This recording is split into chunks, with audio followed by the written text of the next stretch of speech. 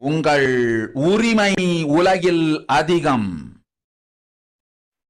நன்றாய் புரிந்து கொள்ளுங்கள்.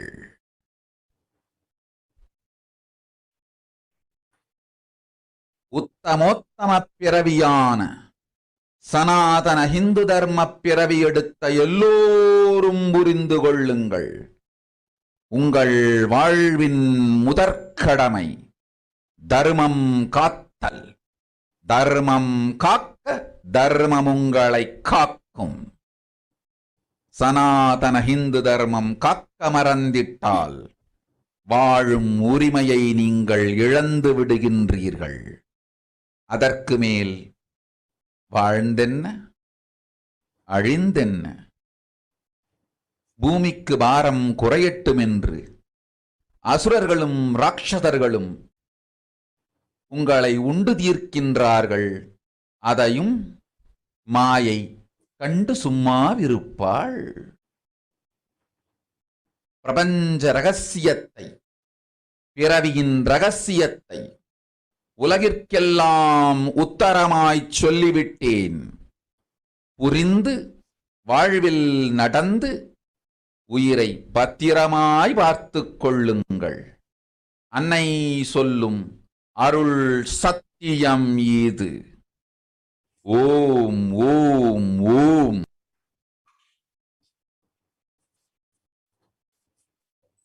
Let us look at Devi Parashakti's revelations mapped into English.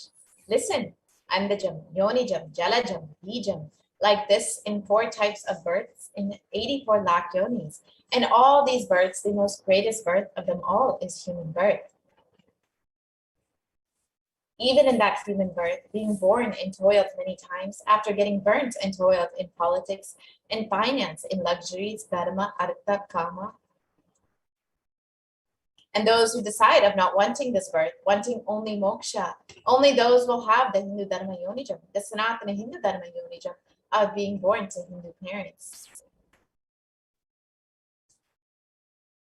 Human birth is Uttamam, the best, and Sanatana Hindu Dharma human birth is Uttamottamam, the best of the best. Everyone who took this Uttamottama birth has the responsibility of protecting the science of living enlightenment and Sanatana Dharma.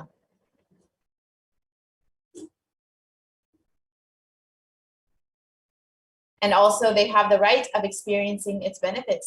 This right was given to them because of their commitment given by them to do this responsibility.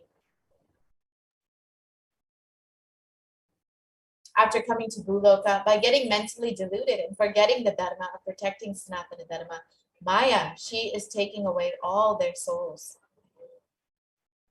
Understand carefully, I am giving the Sanatana Hindu Dharma Yonijam only for those who gave the commitment of protecting Sanatana Dharma, even by giving their life.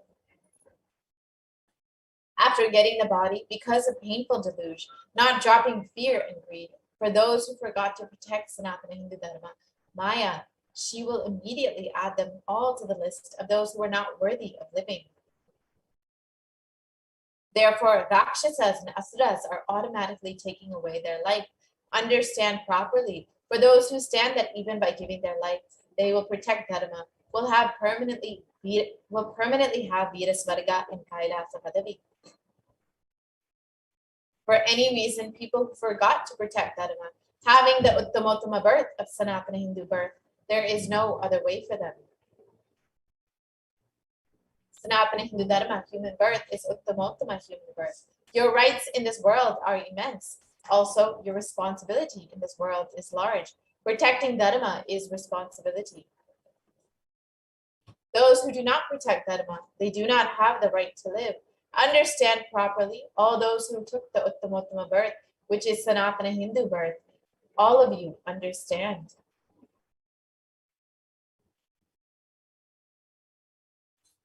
The first responsibility of your life is protecting Dharma. If you protect Dharma, Dharma will protect you. If you forget to protect Sanatana Hindu Dharma, you lose the right of living. After that, what bothers whether you live or get destroyed? Asuras and Rakshasas will eat you, so that the burden on earth is reduced. Seeing that, Maya, she will keep quiet. So now let us understand what is the responsibility of Hindus as revealed by Devi Parashakti. Hinduism represents the world's most ancient yet progressive indigenous spiritual tradition. It is an open framework model of civilization that stands for global peace, vegetarianism, non-violence, yoga, worship of nature, temple-based living, manifesting spiritual powers, and the inherent divinity of every being. The Hindu nations were ecosystems where more and more enlightened beings could be produced, so that enlightened civilization could be kept alive and its great gifts shared with the world. So now let us look at some of the references from Hindu nations from our Hindu scriptures. One of the most famous Hindu nations was the Ramaraja, the Hindu nation ruled by Bhagavan Rama, and it was described in the Valmiki Ramayana. There were no widows to lament, nor there was any animals, nor any fear born of diseases. The world was bereft of thieves and robberies. No one felt worthless, nor did old people perform obsequies. Every creature felt pleased. Everyone was intent on virtue, turning their eyes towards Rama alone. Creatures did not kill one another. And the description continues on. People survived for thousands of years with thousands of their progeny, all free of illness and grief. The trees were bearing flowers and fruits regularly without any injury by pests and insects. The clouds were raining in time, and the wind was delightful to the touch. Every caste was performing their own duties, satisfied with their own work and bereft of any greed. People were intent on virtue and lived without telling lies. All people were endowed with excellent characteristics. All were engaged in virtue. And another famous Hindu kingdom was the Hastinapur kingdom, ruled by Yudhishthira, and it was described in the Srimad Mahabharata. Devas granted rains to fulfill all wants. The world became free of all diseases. There was no hunger or thirst anywhere. There was no mental suffering. Those without livelihood were given livelihood. There was abundance all around. There were no worldly worries left for anyone, and there was no cause for fear either. Happiness on earth was in fact greater than even in the heavens.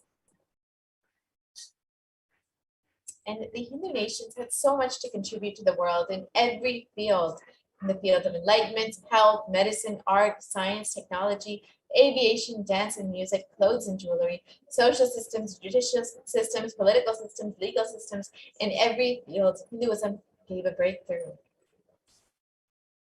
So now let us understand how exactly our Hindu nations were destroyed over the course of 1,000 years.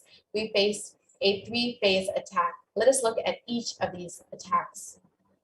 The first phase of the destruction of the Hindu civilization were the Islamic invasions between 800 and 1700 AD.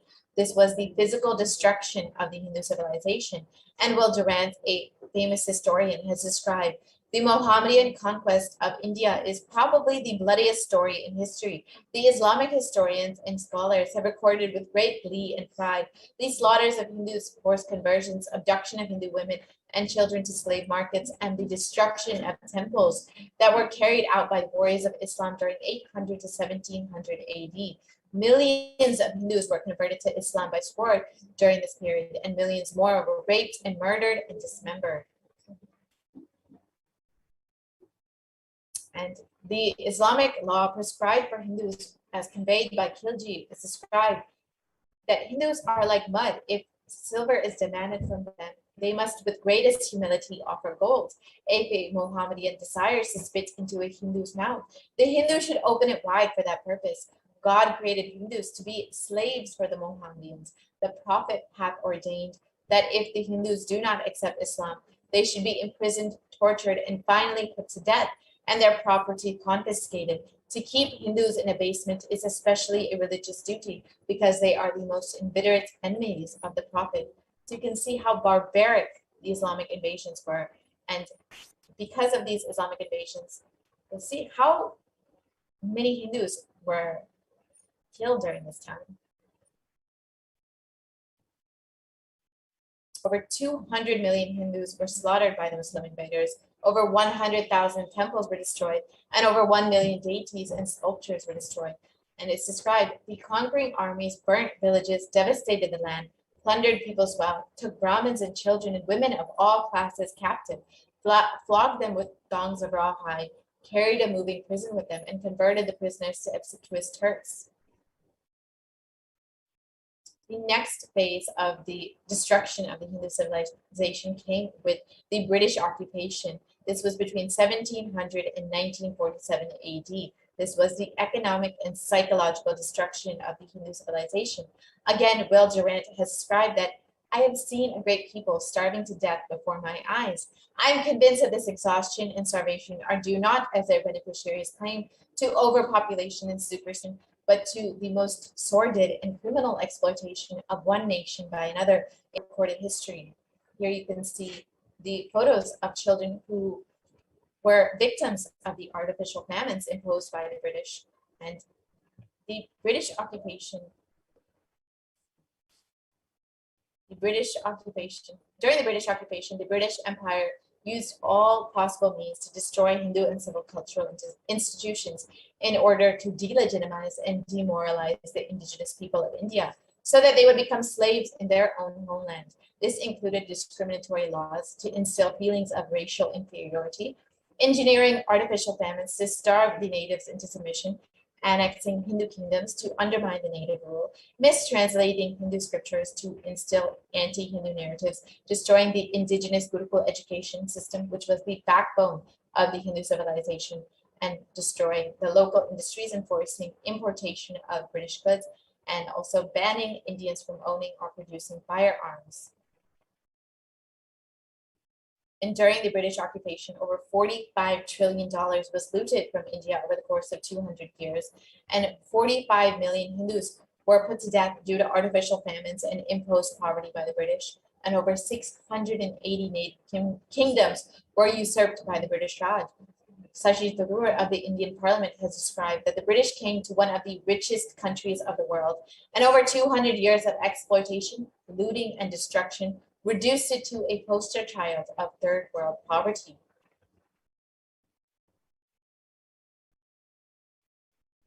Next phase of the destruction of the Hindu civilization came with the secularization of India after the independence of India from the British occupation between 1947 and current day.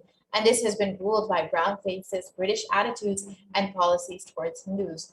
And Nehru, the first Prime Minister of India, has described what a disgusting, savage people we are. Politics, progress, socialism, communism, science. Where are they before this black religious savagery? India can never be a Hindu republic. And B.R. Ambedkar, the first law minister and principal architect of the Indian Constitution, has described, if Hindu Raj does become a fact, it will no doubt be the greatest calamity for this country. No matter what the Hindus say, Hinduism is a menace to liberty, equality, and fraternity. It is incompatible with democracy. Hindu Raj must be prevented at any cost. These were two of the nation's first leaders, and yet they had a very clear anti-Hindu narrative. And the modern Indian legal system, academia, and media mind suppressed and delegitimized the Hindu institutions and culture. The Indian Constitution has established government control and taxation over Hindu temples, while other temples, schools, and other institutions, while other religions are free from this interference. And Articles 26 through 30 of the Indian Constitution discriminates against Hindus by giving special rights and benefits to non-Hindus. This includes government benefits and scholarships. And Hindu kingdoms and self-governance has also been abolished after the secularization of India. And anti-superstition laws have been passed to criminalize Hindu practices and rituals. And mainstream Indian academia describes Hindus as sexist, racist, backwards, and oppressors, and negative media portrayals do the same, and both in Bollywood and in TV. And media narratives have been used to stereotype and demoralize Hindus. Bollywood and other mainstream media outlets consistently portray Hindu gods and gurus as cartoonish, dishonest, corrupt sex fiends, and in a manner that is similar to the British imperial propaganda. Media narratives are used to shape human consciousness and further political agenda. The racist British colonial stereotypes portraying Hindus as superstitious, backwards, dishonest, corrupt, are perpetuated by their British Brown successors in modern-day India, completely unabated. Here you can see some of the examples of how Hindus, Hindu gurus, and Hindu gods are portrayed in Indian media. So now let us look at the revival of the Hindu nations. The vision that the Supreme Concept of Hinduism has given the Hindu nation is for reviving this whole life of enlightened civilization and all the great things it has to offer to the world. This is, of course, as they revealed, the responsibility of Hindus to protect the science of enlightenment and Sanatana Hindu Dharma, bringing legitimacy to all the offerings Sanatana Hindu Dharma has and sharing it with the whole world is the purpose of this Kailasa, the Hindu nation. Kailasa is a revival of the cosmic constitution. Kailasa is the model nation of how enlightened civilization should be living and administered. Politics, judiciary, education, economy, everything will be revived as Paramashiva revealed in the Vedagamas, the Sanatana Hindu Dharma scriptures. Being one of the most persecuted civilizations, Hinduism is on the brink of extinction, such that the next generation may know about Hinduism only through our history books. So what can we do to stand up for Hindu civilization and all that it has offered to the world? What can we do to fulfill the responsibility that we have taken as Hindus, that we have given a commitment to, but when we were given this Hindu birth? Today, Hinduism is a political orphan. The preservation and restoration of Hinduism's spiritual and cultural heritage is impossible without a national identity. So what can we do to save Hinduism? As Devi revealed, after being given this Uttamottama birth of Sanatana Hindu birth, we have forgotten the responsibility that we have taken due to Maya, due to delusion. So now it is our responsibility to reclaim our Hindu identity.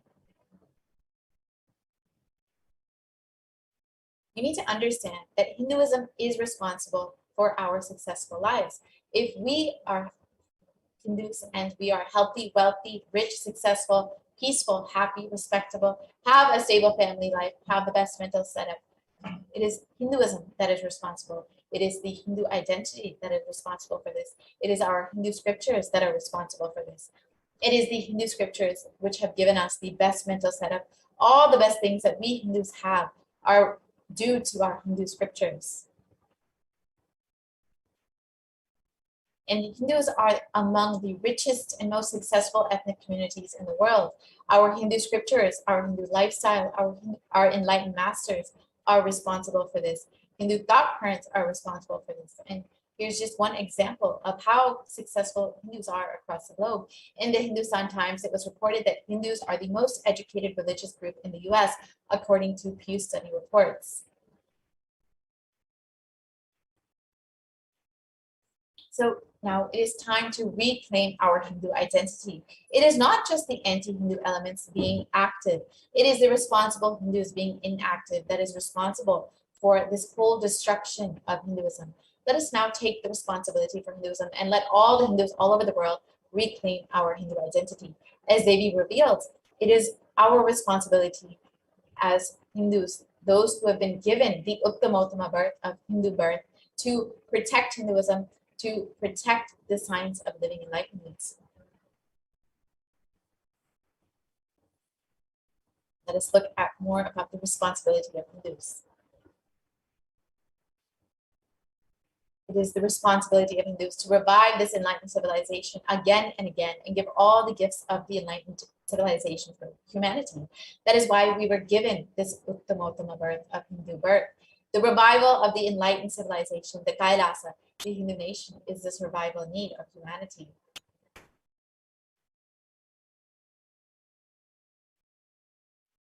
So this is an invitation to all the Hindus out there, those who are born Hindus, practicing Hindus, those who are sympathetic towards Hinduism, those who are curious about Hinduism, please come and be a part of the revival of Kailasa. You can sign up today to be a member of Kailasa, an e-citizen of Kailasa, by visiting kailasa.org and signing up to be an e-Kailashian. You can avail all the benefits that Hinduism has offered to the world and share it with the world by becoming an e-Kailashian. So now let us listen to what the supreme concept of Hinduism himself has revealed as the need for Kailasa, the only Hindu nation.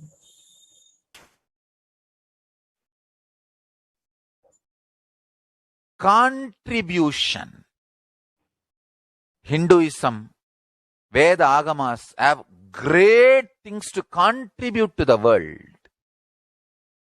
Like the great power manifestation, the ancient culture and arts, the ancient lifestyle truths, the ancient medical practices and medicinal knowledge, the ancient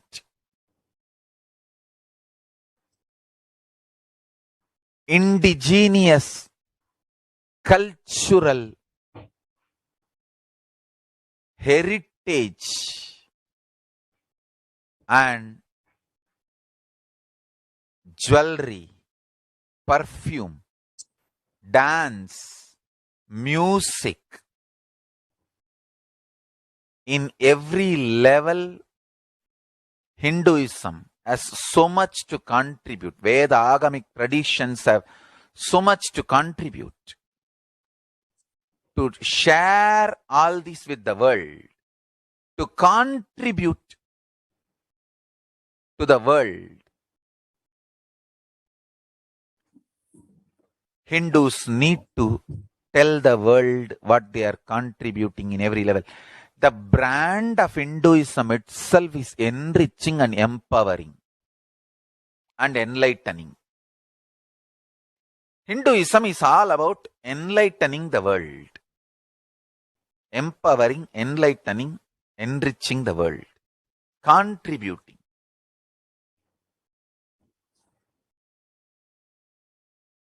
That is our spiritual life. That is our spiritual core principle. O humanity, I request you with folded hands, some one corner of the world, if you just give me few hundred acres, I will keep this whole science alive. Leave it for the whole humanity freely. Fortunately, Paramashiva has given me the power to decode all this Hindu medicinal system, Hindu judiciary system, Hindu social law and order system, Hindu power manifestation system, Hindu mental sciences system, Hindu yogic sciences, the sciences of Hindu biology, Hindu physics, Hindu psychology, Hindu physiology, Hindu chemistry, all this Paramashiva has given me the power to decode. Whatever the remaining scriptures are available with the humanity, Paramashiva has blessed me, and I have collected. Not only I have collected and organized, I can decode. This whole science can be kept alive in any one corner of the world. Just few hundred acres are given for me to live peacefully and exist peacefully. I can store this whole thing alive and contribute it to humanity. Humanity can become better and better and better.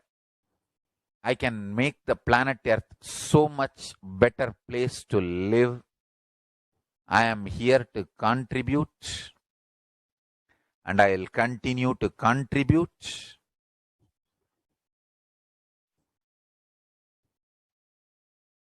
As long as I am allowed to live, I will contribute.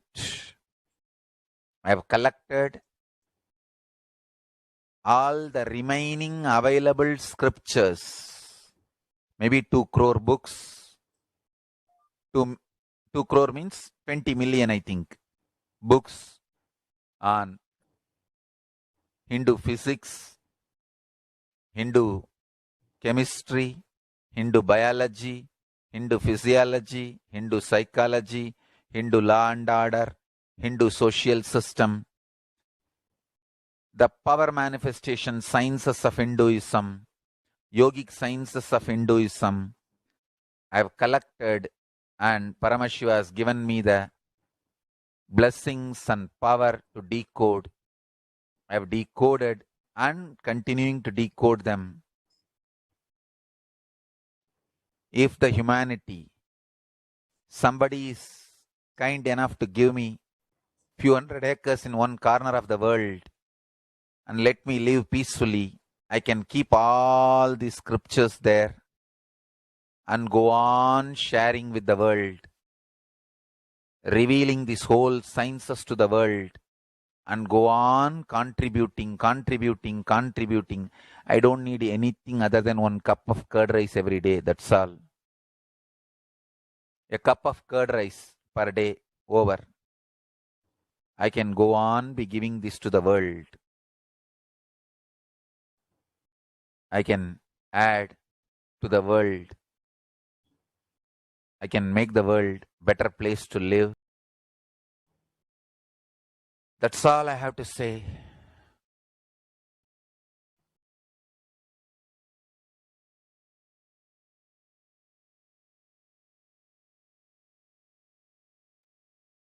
Thousands of medicines are described detail in ancient Siddha and Ayurvedic scriptures. Paramashiva has given me the power to decode them, read them, and properly translate and map them to the modern day human language. And I am ready to work 20 hours a day. I just need few hundred acres where I can sit peacefully and keep this library, run a Gurukul where thousands of people can learn this and share it with the world, understand.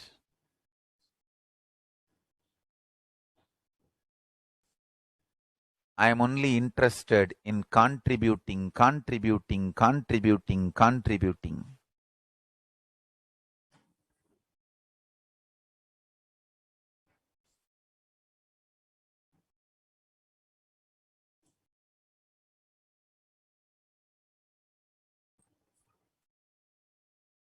If we can decode all this great knowledge, whole world can prosper from this knowledge. Whole world can enjoy from this knowledge. If I prosper, I will only create a university. I will not create anything else. If the Hindus prosper, they will only create education institutions. Because Hinduism is all about giving, contributing. If I prosper, I'll create university, that's all. Kailasa is all about university to decode the ancient sciences and share with the world. Understand? Every day I am sitting and going on decoding, writing notes on my books and writing details on my books. Whether it is making human beings manifest powers, and I have also now started downloading and decoding the science of making animals manifest powers. Whether making people manifest powers or healing,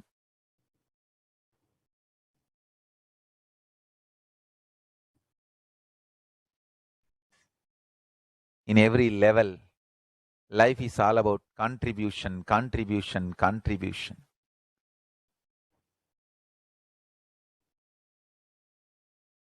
now that we've understood from the Supreme Pontiff himself what is the need for Kailasa, the only Hindu nation, you can go ahead and sign up to become an e-citizen of Kailasa, an e-Kailashian, by visiting kailasa.org. And you can enjoy all the benefits that Hinduism has and share it with the world. Now, we will be concluding this portion of the program, and we'll be entering into the next segment, the offerings segment, where we will understand how we can offer our love and gratitude to Devi Parashakti. As all of us know, Devi has been continuously manifesting during this time to bless us, guide us, and protect us during this pralaya, during this pandemic.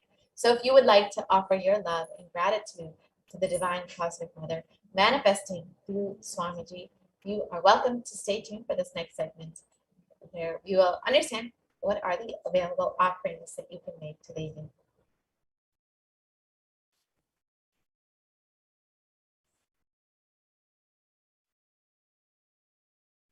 So an offering is a giving of a divine gift of pure love, devotion, and oneness. And it consists of two parts, the giving and the accepting. Only when the divine accepts when offers, the offering becomes complete. An offering is not made out of fear nor out of greed. But when an avatar lands, the offerings are purely a part of the grand Leela, played out for the only purpose of enlightenment.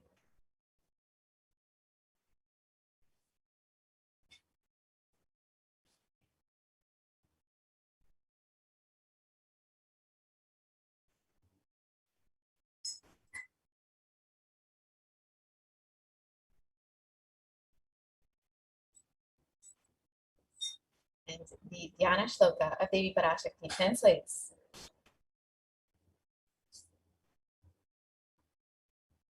Moonlight face, holding the Vedas in one hand, fire in eyes with lotus flower, gracing and blessing hands, and one hand with the japamala, beautifully decorated with jeweled ornaments, in wonderful clothes and shining crown.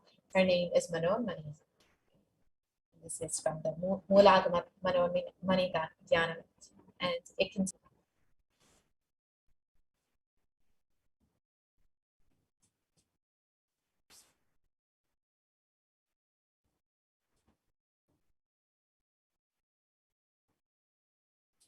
I meditate on Devi with three eyes, glowing like a moon, and holding the Veda, lotus, and gracing with blessing and gracing hands. She is wearing beautiful ornaments. She is worshipped by Brahma and other many gods, and showers auspicious boons for all actions every day.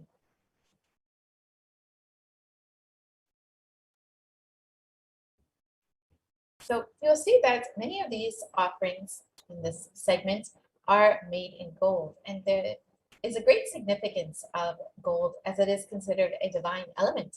And it is described in the Atharvaveda, the origins of gold. Triply born by birth is this gold. From the atoms of Agni is one. It becomes dearest to Agni. One fell away from the Soma when it was hurt. One they call the seed of virtuous and powerful Apaha. Let that triple gold be for your long life. And gold is considered a divine element in Hinduism. It purifies anything that it touches. It is an element of great spiritual significance and great spiritual power of healing and enlightening. And the vibration of gold has a power to infuse sattva energy and positive thought currents in anyone who wears and anyone who sees or operates in its vicinity.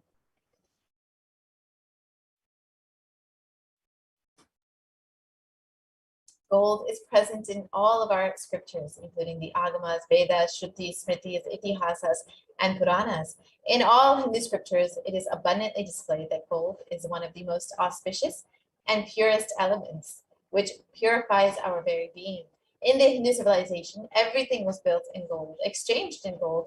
Ritual fees were even offered in gold bricks. When one was to be saved from life-threatening illnesses, gold was offered as a ritual fee.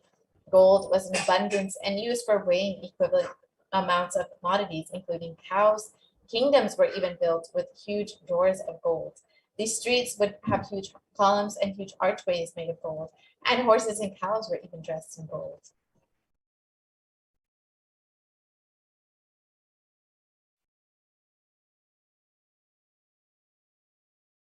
The Hindu civilization thrived on the banks of rivers of gold. The Indus River was called the Hiranyamaya, the river of gold. in the Rig Veda, and the river Saraswati was called the Hiranyavartini in the Atharva Veda. And gold is the supreme element for offering gifts to the ones you love and revere. And temples were constructed and paved in gold. Deities are made in gold and decked and adorned in gold because it preserves the enlightened energy for thousands of years. It lasts forever.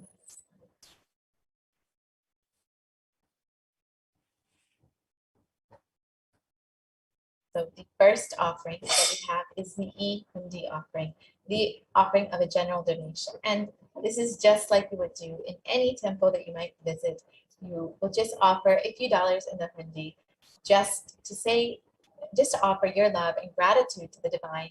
And now Kailasa has made this very simple for you to do online now that we are all staying at home. You can offer your gratitude to Devi Parashakti, to Swamiji, through the E-Hundi offering. And it's described that Devi is fond of true devotion and is realized through true devotion, and she can be won over through true devotion, and she removes all fears. If there is any fear in the minds of the devotee, Devi is sure to remove that fear. It is stated that Devi likes to be worshipped in autumn, and here it is not the autumn the season, but rather the autumn of our lives, when our thoughts turn more and more inwards, and the role of the divine becomes much more known and clearly understood, and the need for Devi worship becomes much stronger. So you can offer your gratitude and devotion to Devi Parashakti and offer your kanika, and your name shall be chanted during the puja to Devi Parashakti.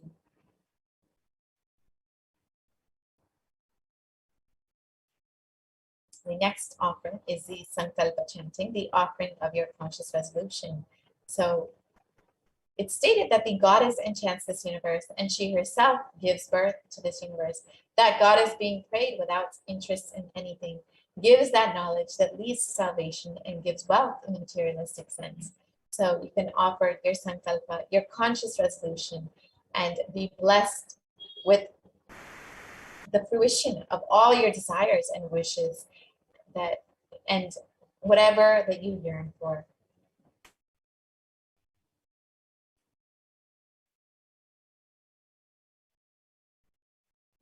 The next offering that we have available is the Sahasranama Swarana Kasu, the gold coin inscribed with the various names of Devi Parashakti. And each of these names is not just a name, but rather a divine quality of Devi Parashakti, whether it's her overflowing compassion or her infinite knowledge, whichever aspect of Devi Parashakti you connect to, you can offer that inscribed on a gold coin. And this is a very special offering, and it is a unique archana that is offered to the Mahameru of Devi Parashakti.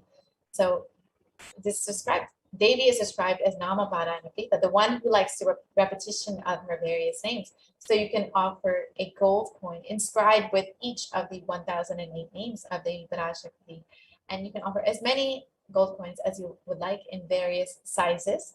And you can receive the blessings to have all the Ananta Kalyana Gunas, all the divine auspicious qualities of Devi Parashakti awakened in you.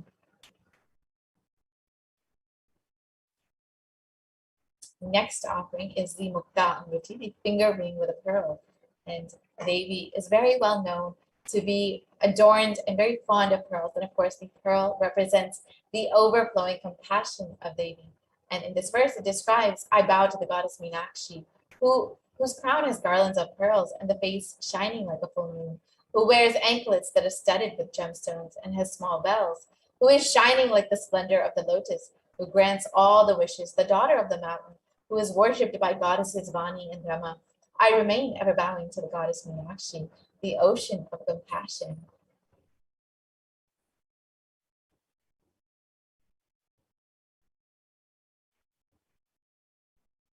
So when you offer the Muktamurti, the finger ring with a pearl, you will be blessed to be showered by Devi Parashakti's overflowing compassion and love in all of your business endeavors.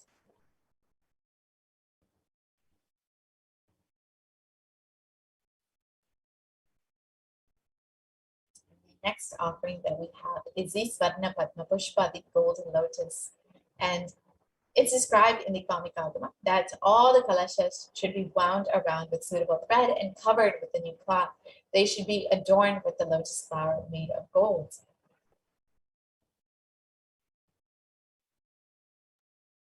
There are hundreds of scriptural references for the use of the lotus in the worship of Paramashivoham. Almost everything in the worship of the ultimate involves the consecration of deities of worship with the lotus flower, the lotus leaf, the lotus berry cap, and the lotus flower. The lotus is a divine flower.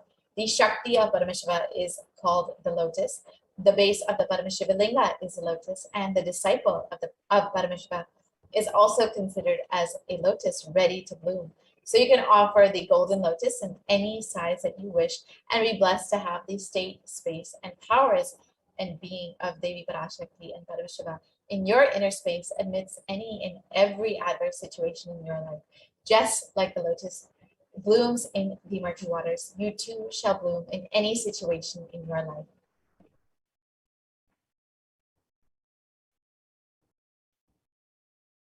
The next offering is the Swarnameti, the gold toe ring. And in this verse, it describes the power of Devi Parashakti's very toenails. It states, "You whose brightness from the toenails destroys the darkness of ignorance from the minds of your devotees, who crossed you whose brightness from your 2 feet overpower that of the lotus flower." So you can see from this verse, just the very toenails of Devi Parashakti have the power to destroy the ignorance in your mind.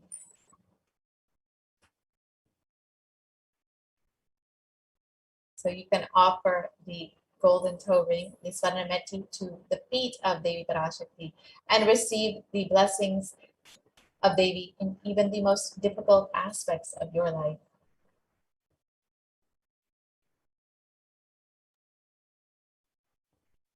The next offering is the Swarna Mantika, the gold hairline jewelry.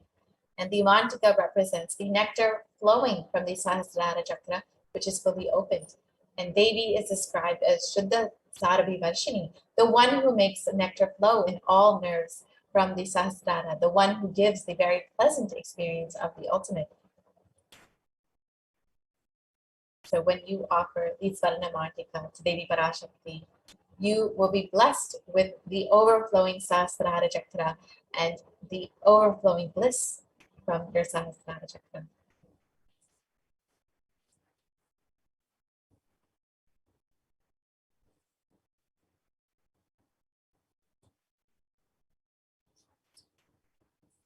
Will be blessed to have the overflowing gratitude and the space of complete completion when you offer the Swarna Mantika to the feet of Devi Parashakti.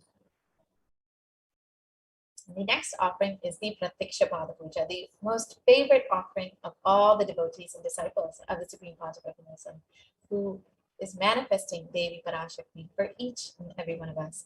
And in this verse, in the Shloka, in the Saundara Lahari in Shloka 83, it states that the nails of Devi have been sharpened by constantly being touched by the crowns of the celestial beings who always prostrate before Devi. Tamo Guna is darkness. And in this stotram, tamas is indicative of ignorance in the minds of the devotees. And by constantly prostrating before Devi, their ignorance is removed and they attain knowledge. So by offering the Pratiksha Pada Puja, you will be blessed with the most auspicious and sweetest path to enlightenment to attain the ultimate knowledge from the blessings of Devi Parashakti and, of course, Swamiji himself. The next offering is the Vastra Seva, the offering of clothing to the feet of Swamiji during the Pratiksha Pada Puja. So you can offer the Vastra Seva to Swamiji and be blessed with all the auspiciousness and blessings from Swamiji himself.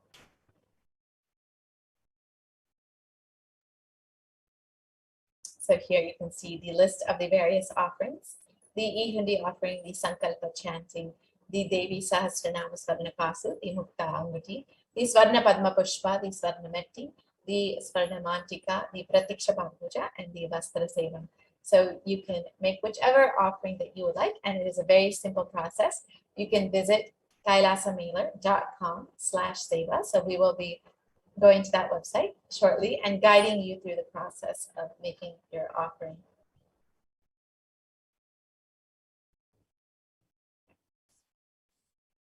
So we can visit kailasamailer.com/save us, and we can guide you through how to make your offering. You can also visit tiny.cc/babasmati to fill out your intention form. If you are interested in making an offering but still need some help manifesting, or you would like some more details, you can go ahead and visit tiny.cc. You can also go ahead and visit tiny.cc/Devi offerings to make your offering.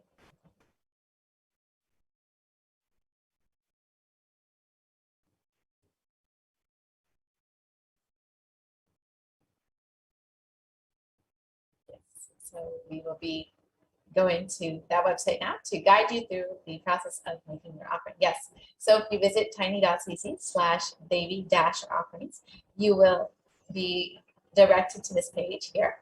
And you can go ahead and choose any option that you would like in a very simple drop-down menu under Save Us. And you can choose whichever option you would like, whether if you would like to offer the Pratiksha Pada Puja, you can go ahead and choose that offering. Or if you would like to offer the Swarna Martika, you can choose that. And you can add how many ever you would like to your cart. If you would like to offer one for yourself and one for your sister, you can go ahead and add that to your cart.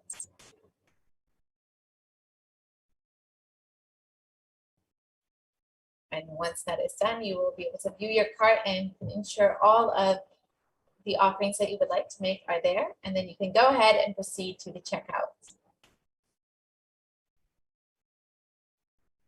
And here you can fill out your billing details just like you would for any other online payment. It's a very simple process. You can just fill out all of your details. And once that is done, you can go ahead and place your order and make your offering. So you can go ahead and place your order and you will be able to make your offering. And once this is done, you can fill out the Sankalpa form, the form with all your details. So your name can be chanted during the offering to Devi Parashakti. So it is tiny.cc/Sankalpa2021. And you can go ahead, we'll be showing you that form shortly. So you can go ahead and fill out the form. It's a very simple process. You can just fill out all of your details from your payment and your name and information. And then you can fill out your name and the name of all your loved ones. And so your name can be chanted during the offering to Devi Parashakti.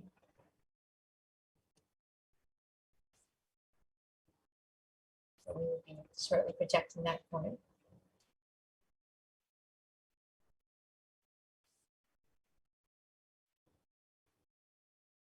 Yes, so this is what the form looks like.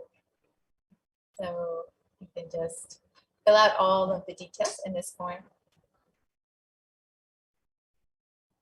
Make sure you acknowledge. And here you can fill out your payment order number and what details of your payments and your own name and all of the rest of your details. Contact information.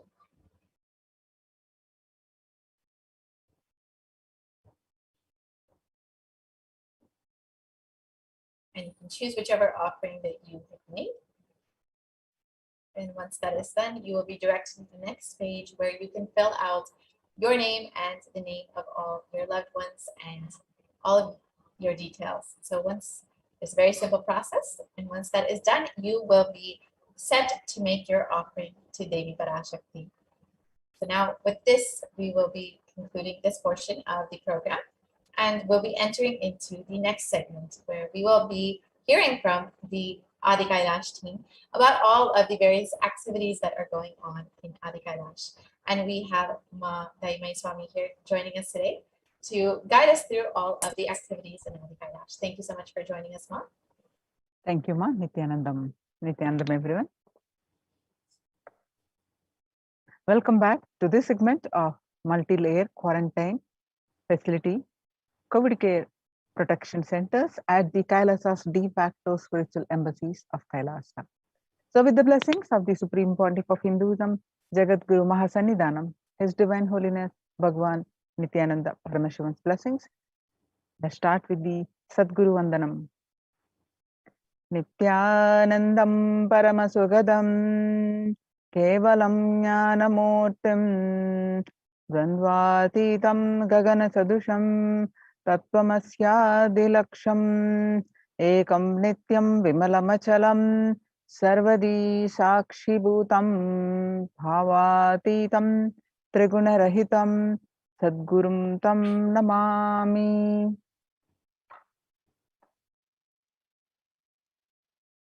So what we learned from this segment today? Concerning statistics on mental health and global peace across the world due to COVID-19, and what are the Supreme Pontiff of Hinduism and Kailasa's contributions for global peace, Supreme Pontiff of Hinduism's spiritual solutions for COVID-19, and Kailasa's COVID care protection centers, why temple-based ecosystems, Devi Parashakti Akashic readings, UN recognizes Kailasa's contributions. The crisis that we are under. Today, people around the world are trying to grapple with the grim reality that the pandemic is far from over. The aftermath of the current calamity promises to be much more devastating. The greatest economics of the world are facing each other with the disastrous futures. Countries are facing off each other in deep mistrust. Now let us see some of the statistics and current news.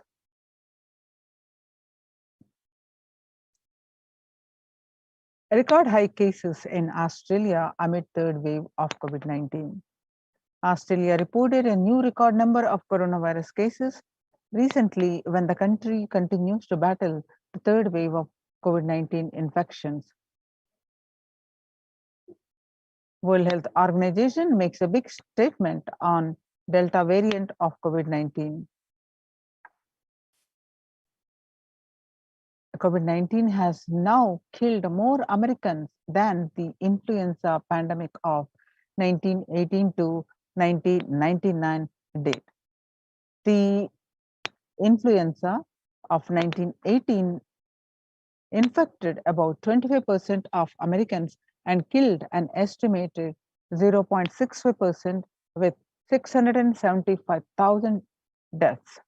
COVID-19 has infected more than 12% of Americans and killed about 0.2% with 676,000 deaths.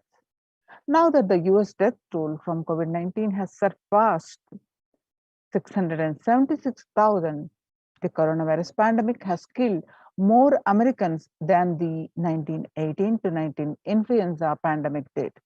Axios and the other Associated Press both reported the grim milestone recently. COVID-19 now officially the US deadliest pandemic as the death toll crosses that of 1918 to 19 influenza. People infected with alpha variant exhales 100 times more virus into the air than the original COVID strain.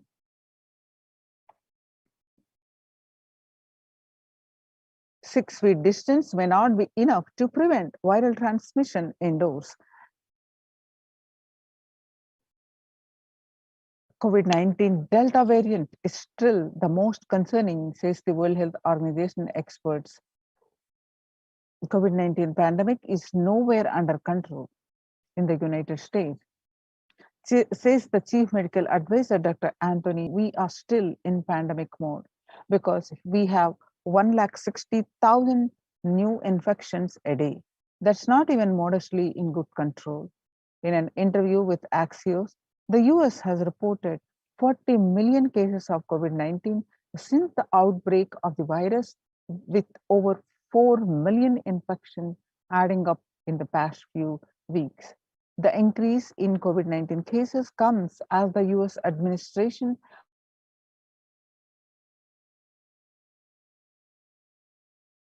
the vaccine, as the Delta variant has become dominant in the nation and is wreaking havoc. This surge in the Delta variant is driven by low vaccination coverage in many communities across the US, according to the US Center for Disease Control and Prevention. Mr. Fauci said, he said, in a country of our size, you can be hanging around and having 100,000 infections a day. You've got to get well below 10,000 before you start feeling comfortable, Mr. Fauci said.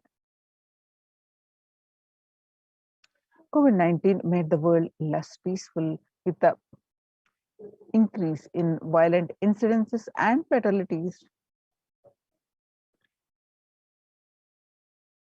after the pandemic.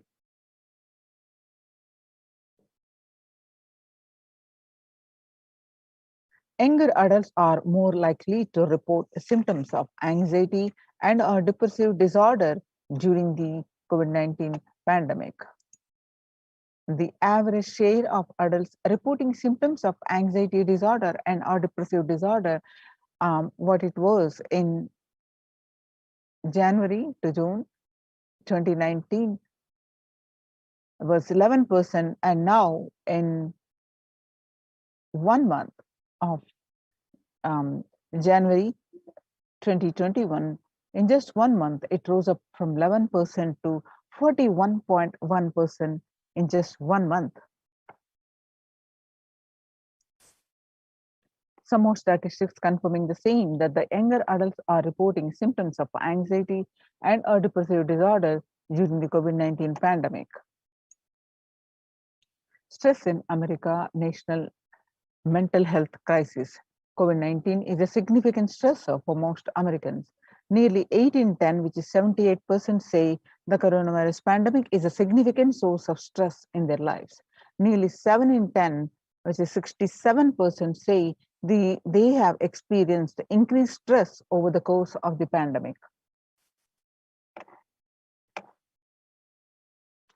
Of the health workers who treated patients during the China's COVID-19 outbreak, 50% showed signs of depression and 45% showed signs of anxiety. Self-reported mental health among pregnant women and new mothers. Before the COVID-19 pandemic, the depression was 15%. Now, during the pandemic, it rose up to 40.7%. And now the anxiety before the pandemic was 29%. Now it rose up to 72%. Living under stay-at-home orders, 8 in 10 students are struggling with focus on health, on school, or work, and avoiding distractions. 55% of all students do not know where to go for help for their mental health.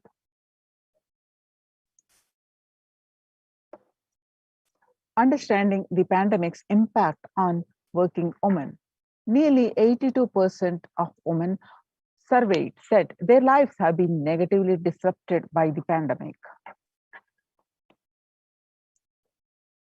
The global economic outlook during the COVID-19 pandemic, a changed world. The pandemic is expected to plunge most countries into recession in 2020, with per capita income contracting in the largest fraction of the countries globally since 1870. International Labour Organization. COVID-19 is a threat to peace building in conflict-affected nations. COVID-19 crisis has worsened already fragile situations. The ILO is more aware than ever of its responsibility to promote peace and resilience in the time of this global pandemic. Mumbai Mayor says the third wave is here. What do September surge in COVID cases tell us? The city mayor has said that the third wave of COVID is already upon Mumbai, pointing to a sudden spike in cases. The third wave of COVID-19 is not coming, it's here, says the Kishori Padnekar. The Mumbai mayor added in an announcement regarding the matter has already been made in Nagpur. breakthrough infections found in 25% of the health staff. A little over 25% of healthcare workers were infected with coronavirus despite getting fully vaccinated. A recent study has revealed, giving an insight on the breakthrough infections due to the Delta variant. The study, jointly conducted by the Institute of Genomics and Integrative Biology, the Maximum hospitals in Delhi NCR found that the vaccination breakthroughs were far more common during the Delta outbreak in Delhi than previously reported. The new COVID-19 variant Mu shows signs of vaccine resistance.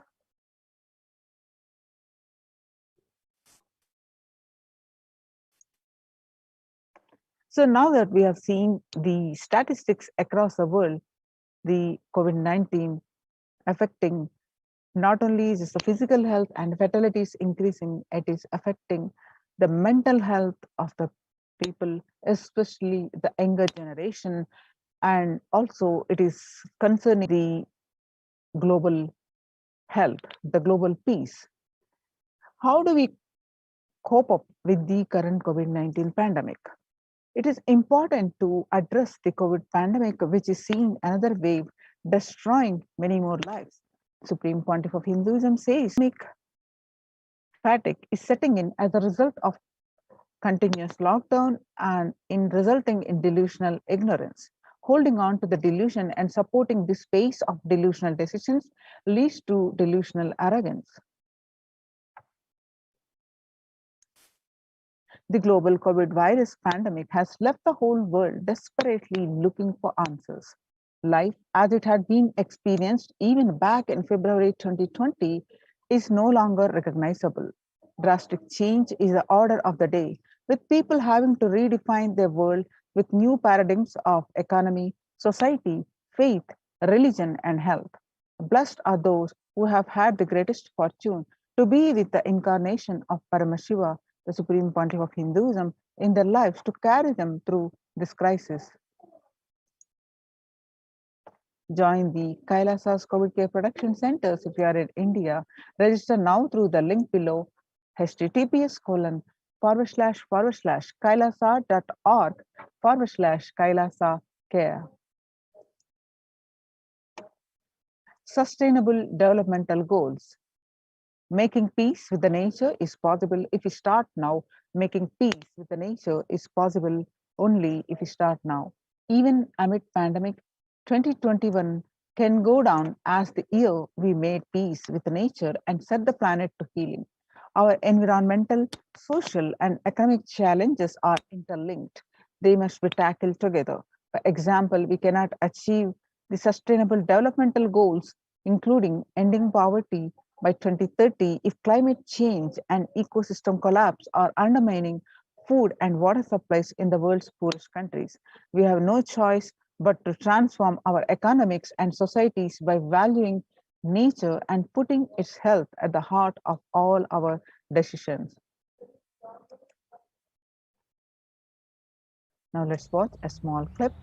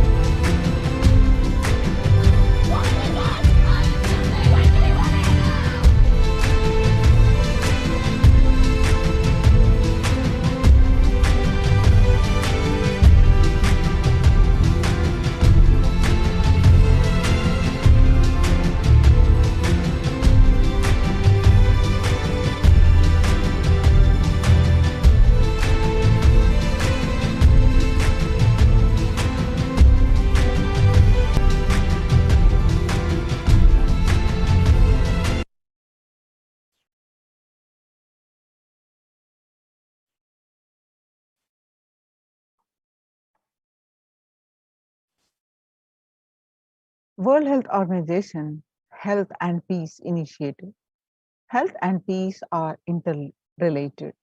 In the words of the Director General of World Health Organization, Dr. Tedros, there cannot be health without peace and there cannot be peace without health.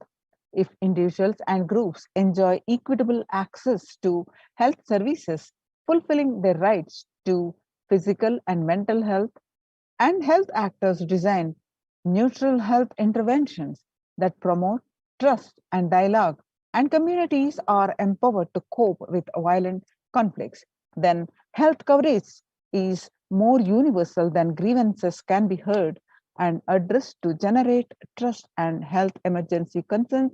Affected communities are more likely to make meaningful contributions to peace and reconciliation and to resist incitements to violence. United States Institute of Peace. Amid COVID, we need enhanced international coordination to build peace. Tackling the pandemic and building resilience in fragile states require concerted international action at local, national, and global levels. As the humanitarian and economic toll of the COVID-19 pandemic continues to grow, so does the risk that this crisis will fuel new conflict around the world while stemming prospects for resolving ongoing ones. Stronger health systems and universal health coverage must be a priority. Remarks to the General Assembly special session in response to the COVID-19 pandemic. For the first time since 1945, the entire world is confronted by a common threat, regardless of nationality, ethnicity, or faith. A new social contract between people, governments, and private sector, civil society, and more can tackle the roots of inequality with fair taxation on income and wealth, universal benefits, and opportunities for all. Now let us see the Supreme Pontiff of Hinduism's contribution for global health, global peace, international peace and security. In relation to that, the Vedic tradition beautifully describes that Yasta sarvani bhutani atmani ivanupashyati sarva bhuteshu chatmanam tadona vivigupshate. Isha Upanishad verse 6, the global peace is the byproduct of the individual bliss. So how do we achieve this individual bliss? Whenever an individual goes through a spiritual bliss, he manifests a beautiful, peaceful life for him and everyone around him. If he is powerful enough, he moves the whole city and manifests peace. He is more powerful, he moves the whole village, the whole country. If he is powerful enough, like incarnations, he moves the whole world and manifests peace for them. The individual bliss is the source of the global peace in the level of Om, the microscope and microscopic level Om, or the macroscope level. Whatever level it may be, the global peace is the byproduct of the individual peace. So now how do we achieve that individual peace? By practicing unclutching, by practicing completion. And let's listen from Supreme Pontiff of Hinduism describing how do we achieve the individual bliss by practicing completion. Let's listen from the Supreme Pontiff of Hinduism, detailed description on this. Their consciousness, this inner space, you become more one with everything.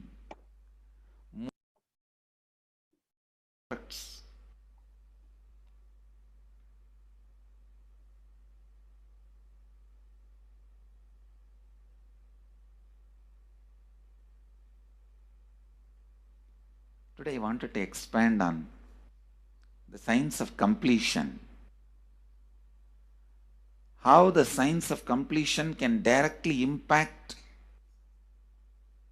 the consciousness you are carrying and the consciousness embodied in many bodies.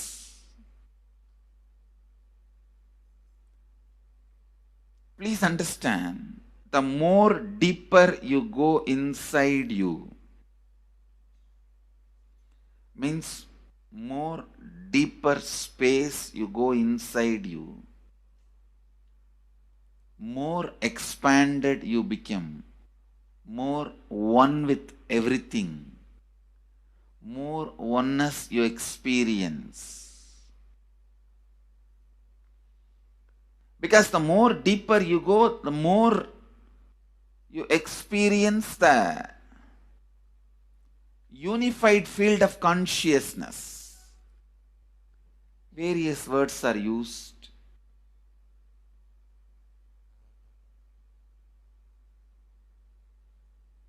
Some of the Hindu traditions uses the word Atma, Brahman. Some of the Hindu traditions use the word Nirvana. Whatever word you may use, Atman, Brahman, Nirvana, unified field of consciousness, whatever. But one thing I want to tell you, the deeper and deeper you go in your inner space, you experience the vast oneness. The more superficial you are, the more incompletions you carry with others, even with yourself. The more superficial you become, even your own right hand and left hand fights with each other. Different parts of you fights with you. Different thoughts of you fights with you. Even you fight with you, the more superficial you go, the more deeper you start traveling. First, you get integrated. The you fighting with you stops. Then, the people around you get integrated. They fighting with you stops. Completion with yourself, then completion with others, then comes completion with other things, not just living beings, even with inanimate beings. The completion starts happening. Even with a nature, completion starts happening. Please understand, the more deeper you travel, the more deeper you go, the more deeper you settle down, the more deeper you start living. Your cognition expands. Your cognition becomes more and more inclusive. More joy, more bliss, more knowledge, more enlightenment. Please understand.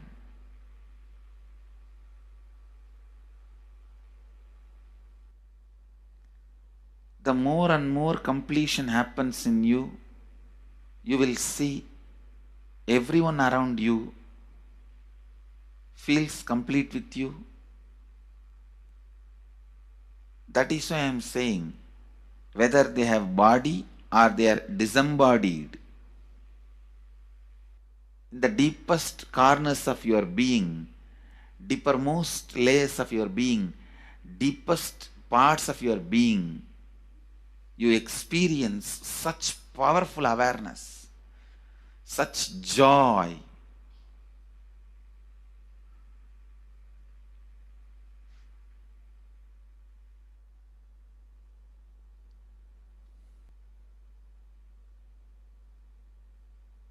Going into the deepermost corners of your being not only is a joy, power, because suddenly you will see everybody around you, everything around you listens to you. It really becomes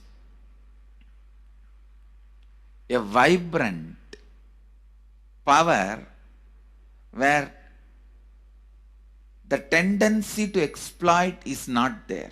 Listen, that's a very important thing. Power without the tendency to exploit. Because as long as you feel the other person is separate from you, when you get the power, always be used for exploiting. Because the other person is separate from you, then naturally what you will feel? Let me suck all the possible energy, intelligence, time, talent, treasure. But when you feel the other person is your own extension, you will see, you will be showering so much, enriching so much. The power you have will not be exploiting, it will be enriching. I tell you, even if death comes at this moment, I can tell you very clearly, I can face the death directly and tell the death, I have enriched every human being more than what I received from anybody. I have given to every human being whom I met in my life more than what I received from them. My accounts is clear. I am ready. Come on, let's go. My accounts is clear. I don't have debt. No credit card money to be paid, loans to be paid, no debit card, no credit card. My accounts is clear. Understand, when you feel everyone is your extension, the power given to you, the power you gain, see, any living is power. Powerful way. Even in that, you will become powerful. So any lifestyle you choose, you will get power in that field. Whether it is exploiting or enriching, murdering or raping or go on serving. Whatever lifestyle you choose, living is power. When you go into the deepermost core of your being and start living based on completion, I tell you,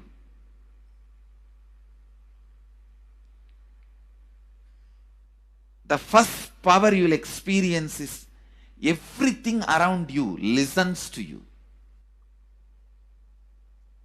That power will simply make you enrich everyone.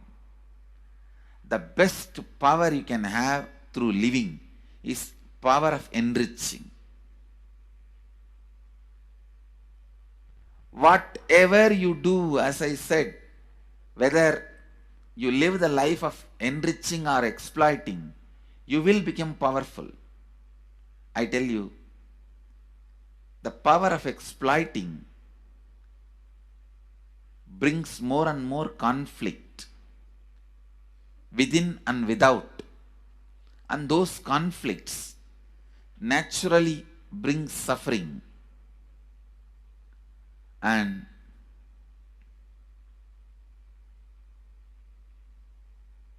the power of enriching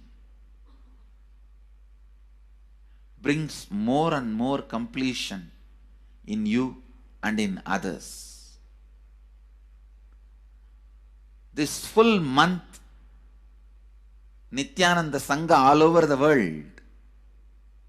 The other day I was seeing, we have officially presence in more than 50 countries. As devotees, group of devotees, we have presence in 100 countries. All over the world, we are going to celebrate this Global Peace Month. impacting global peace. All of us this whole month will live completion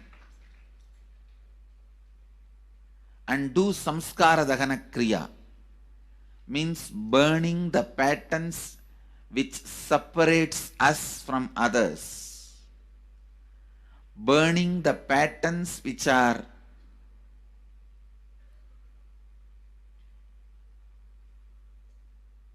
constantly keeping us in a superficial level.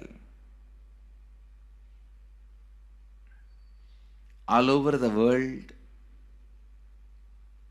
we will be doing samskara dahana kriya, burning our patterns and leading us to more and more completion. And we also have special 3 Nitya Dhyana Yoga program teaching people science of completion and facilitating samskara dahana kriya. This month, 20th, 21st and 22nd,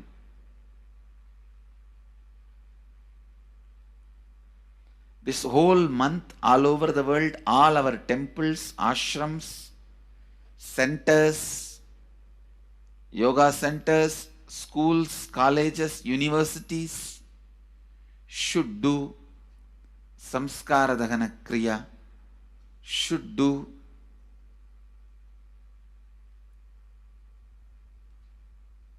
the practice of burning all the incompletions and patterns which leads to conflicts, bringing more and more peace inside us and outside us, spreading peace. This whole month, let's impact global peace. Let us really contribute to the global peace, not just talking about it. Let's do it. Let's do it.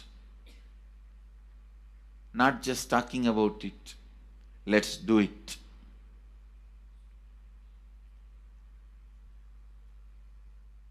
Even if you teach the samskara dahana kriya to 50 people in each area,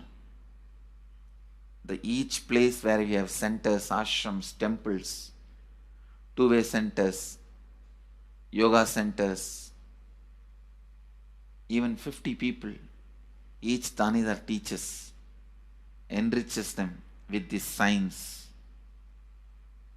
The amount of suffering and negative waves, negative vibes reduction can contribute so much to the world. Please understand. One positive person can burn millions people negativity. Experientially, with evidence we proved, one positive person has already burnt at least 20 million people's negativity in last 10 years and brought peace. So each one of you, if you stand up as one positive being, one authentic, responsible, enriching being,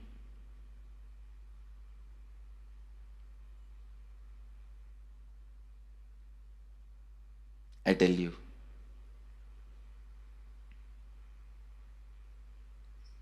we can do so much to the world. It will be a better place than the time we entered. When we leave, it should be a better place. That's all. When we leave the earth, it should be a better place.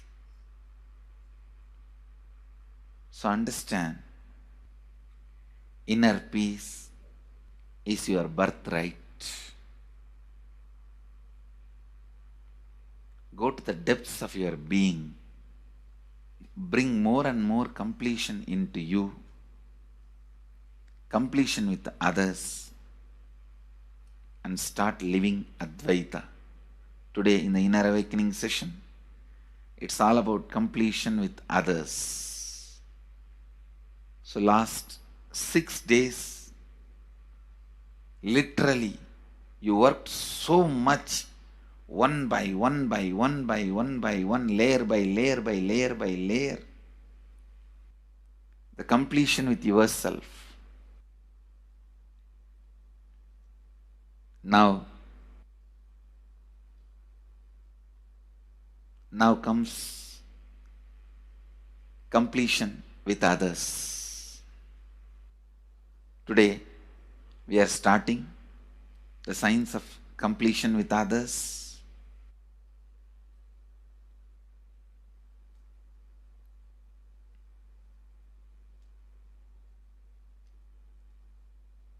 It's one of the most powerful science. Does so much to human beings, not just healing their relationships, even inside their consciousness, this inner space, so much of good is done. So much of awakening is done.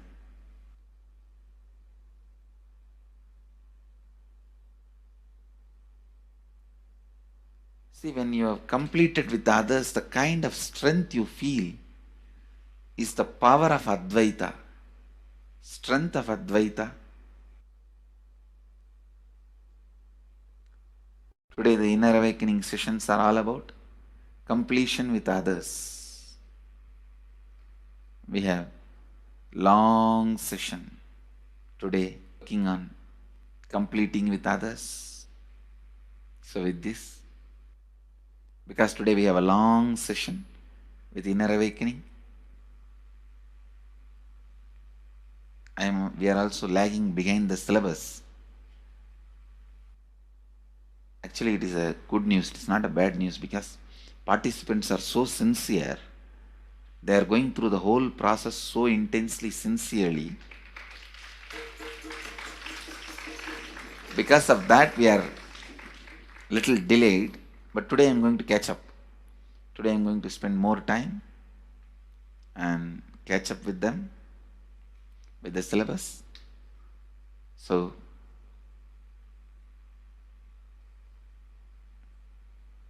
I conclude today with this.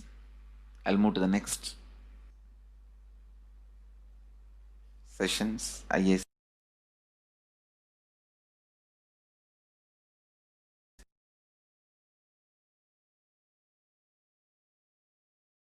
Social answer means I'll tell, oh, you should all work for global peace.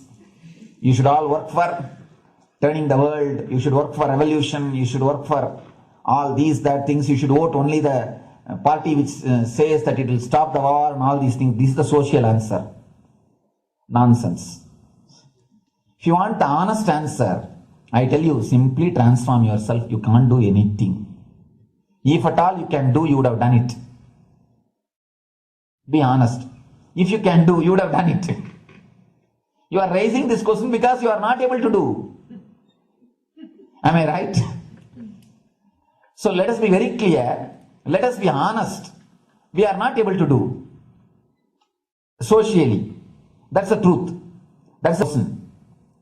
I tell you, understand few important things. There are a lot more attached to this question. There are many things which is attached to this question. We always feel the present is the world is totally spoiled. It is not going according to the rules or how it is supposed to be. It was wonderful once upon a time. In ancient time, things were going properly. Everything was well and great. And I tell you, 10,000 years ago, they found some writings on stone in Harappa Mohenjo-daro culture. Some stone writings have been discovered. The other day I read a beautiful book about that stone writings. That writings, it says, oh, nowadays the society is not as it should be. So much of war, there is no peace. In the early times, there was so much of peace. Society was really great. Things were as it should be. And it almost looks like a today newspaper editorial. 10,000 years ago, the same thing carved on a stone. Then understand, there was no such time as only good prevailed. It is just a fantasy. Hinduism, they call it Satya Yuga, the age of truth. There was a time only truth prevailed. And every religion, Christianity, they say the Garden of Adam and Eve. There was a time everything was wonderful. Every religion has got the fantasy. The past was great. There was golden past. Always the idea of golden past exists only in the past. The more you go back, again you say the past was great. And I tell you one thing, it is a wonderful way of postponing accepting the reality. Otherwise, I can be sure the world was same as it is today. Whether it is 5,000 years ago or 10,000 years ago. Maybe one thing, there was no CNN channel that time. So the news did not reach you so quickly. That's all. The news did not reach you so quickly. That may be the only difference. But otherwise, I can be sure the good and the bad was equal. Good and the bad was equal. The same amount of wars were there. All the other things were there. You read the Puranas, the mythological stories of India, you see enough of things. Enough of dirty things. I think sometimes I find a little more. And if you read completely the Puranas or the Hindu scriptures, there are a lot of things much worse than modern day. The criminal activities or bad things or negative things, whatever you say, all this stuff. And never think only present day is corrupted or violent. In the ancient days also, all these things were there. Only one thing was not there, the CNN news or the internet. So the news did not reach you. But otherwise I can tell you, enough the good and bad was there. It always will exist. It will exist. All you can do is, if you awaken yourself, if you reach the enlightenment state, you can go beyond it. And I tell you, enlightenment is the only service you can do to the society. Just become enlightened so that you will reduce the negativity. Now, as of now, you are also the part of negative group. Naturally, we will be a negative group. As long as we are unenlightened, we will be the part of collective negative consciousness. So if you become enlightened, at least you will reduce your weight. That's the only thing we can do. Nothing else can be done. So all I request you to do is just become enlightened. Realize that you are a lion. That's the only way, self and the society. Otherwise, all revolutions, you see, all revolution again end up as one more tradition. In last 2000 years, 3000 wars have happened in the humanity. In 2000 years, 3000 wars. Human beings have not done anything except doing wars, except fighting. Everybody claims he wants to do revolution. He wants to spread peace.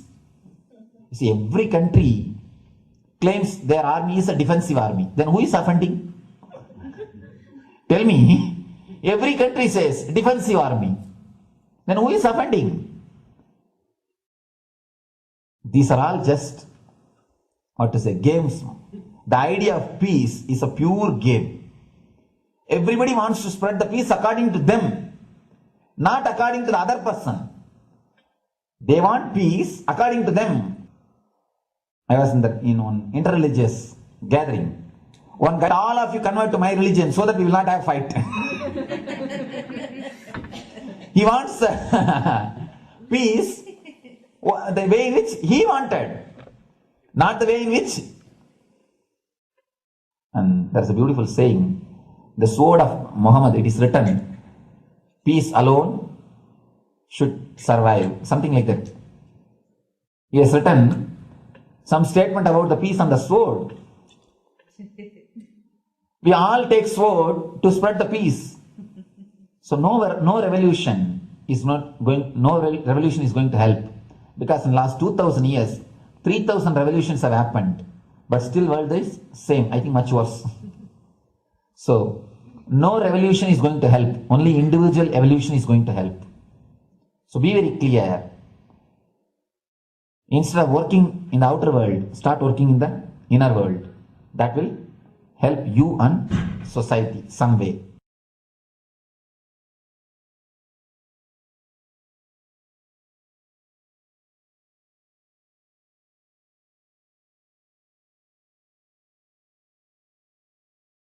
Social answer means social answer. Listen carefully. The space of Shanti, the space of Shanti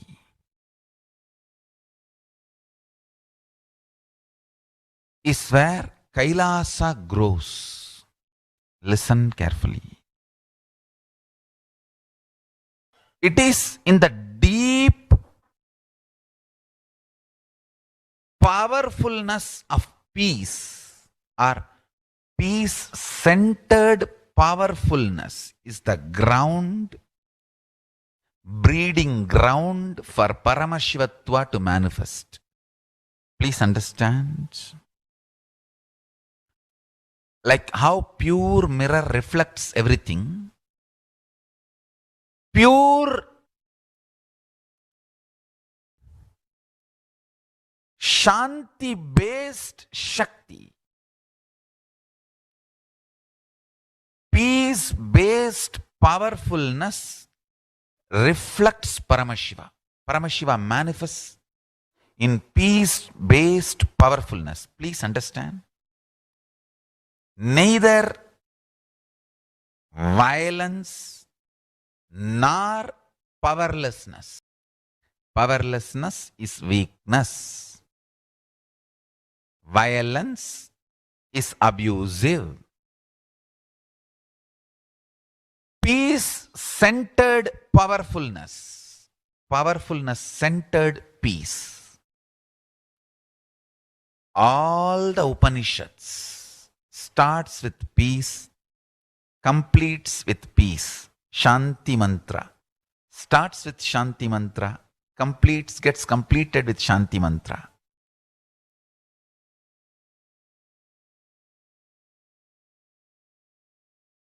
Peace-based powerfulness is a fundamental requirement for Paramashivatva to manifest. That is why people who don't want us to manifest Paramashivatva or power manifestation do not want to allow the peace in our life, or do not want peace in our campus. Understand? But only if you are peaceful, which cannot be shaken even by the demons and devils and rakshasas, we can be in eternal peace. So, remember this very clearly.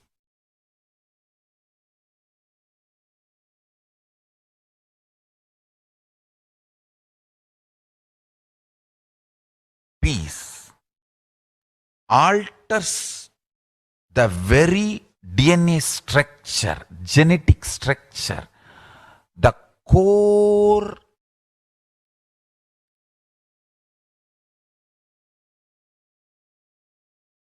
Anu Mahat structure. Understand? Anoraniyan Mahato Mahiyan. The consciousness in you is atom inside the atom, Mahat, more than Mahat. That Anoraniyan Mahato Mahiyan. That consciousness starts growing in you with more and more peace-based powerfulness developing in you. Nothing can be compared to unclutching. Spend more and more time, energy in unclutching. It will never be wasted. Time spent on unclutching is the most productive time for you in your life, because Unclutching completely makes you altogether a different material. Understand? It makes your very biomemory, muscle memory, core structure, molecular structure, genetic structure, DNA structure, everything, all the 8 energy flow circuits, 7 energy flows, 1 the pure conscious explosion. So totally 8 energy flow circuits exist in you. All the 8 explodes when you unclutch. Understand? Unclutching is the space of Sri Kailasa.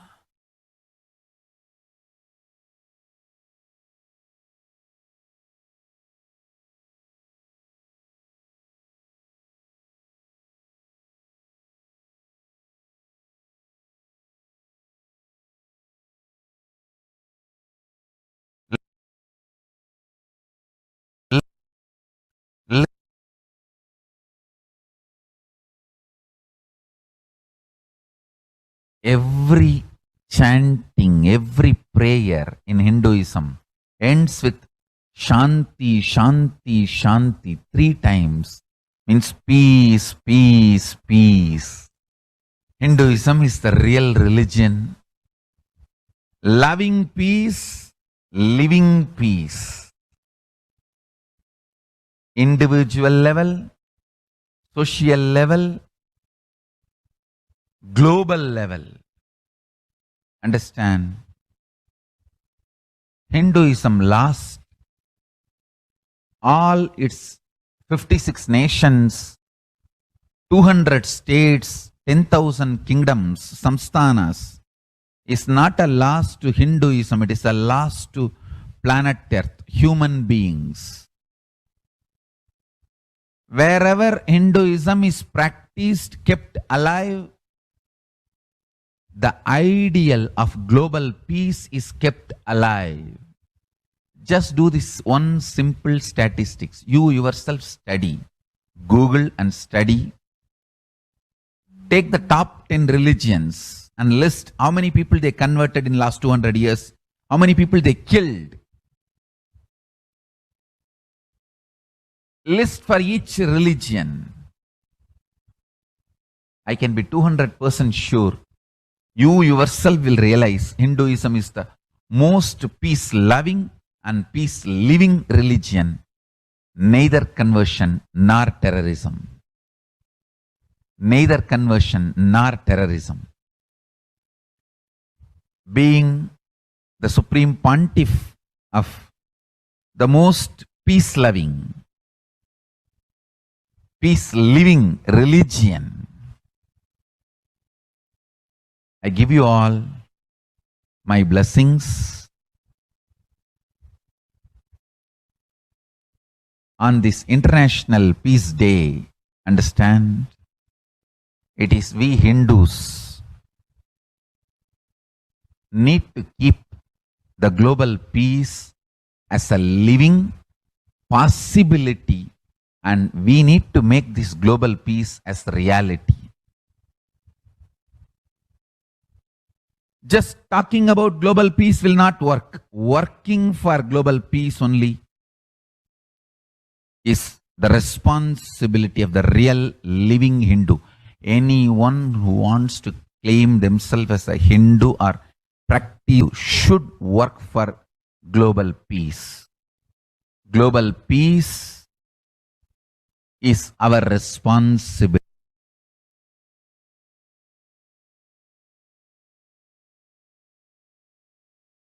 Every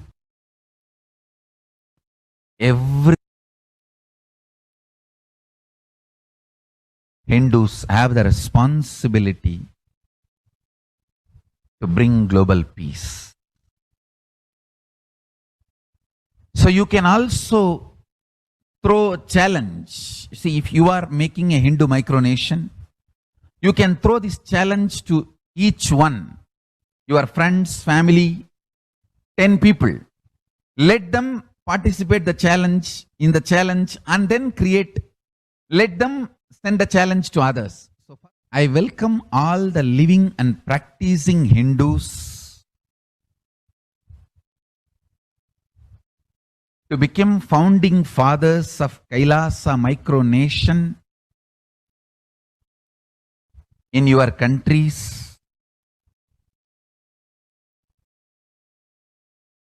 You can also make a challenge, like how they made ice bucket challenge and all that. We can make a challenge. You form Hindu micronation and claim, I am the founding father of the Hindu micronation Kailasa. And then you can invite your family, friends for a challenge. 11 people. You form and you challenge 11 people and they also form and they spread. So let us start spreading. This project is my message on this International Day of Peace. Let us start working for global peace instead of just talking. The work we do will talk for us. The talk we do will not work for us. This is the message. The work we do will talk for us. The talk we do will not work for us. Global peace is the responsibility of Hindus. We living, practicing Hindus, not only we should achieve the individual peace through unclutching yoga, we should also create an ecosystem where the global peace starts manifesting. This Kailasa Hindu micronation is the enlightenment ecosystem. I request every living practicing Hindu to manifest, do it. So the global peace can manifest from these Kailasa Hindu micronations all over the world. Hindus.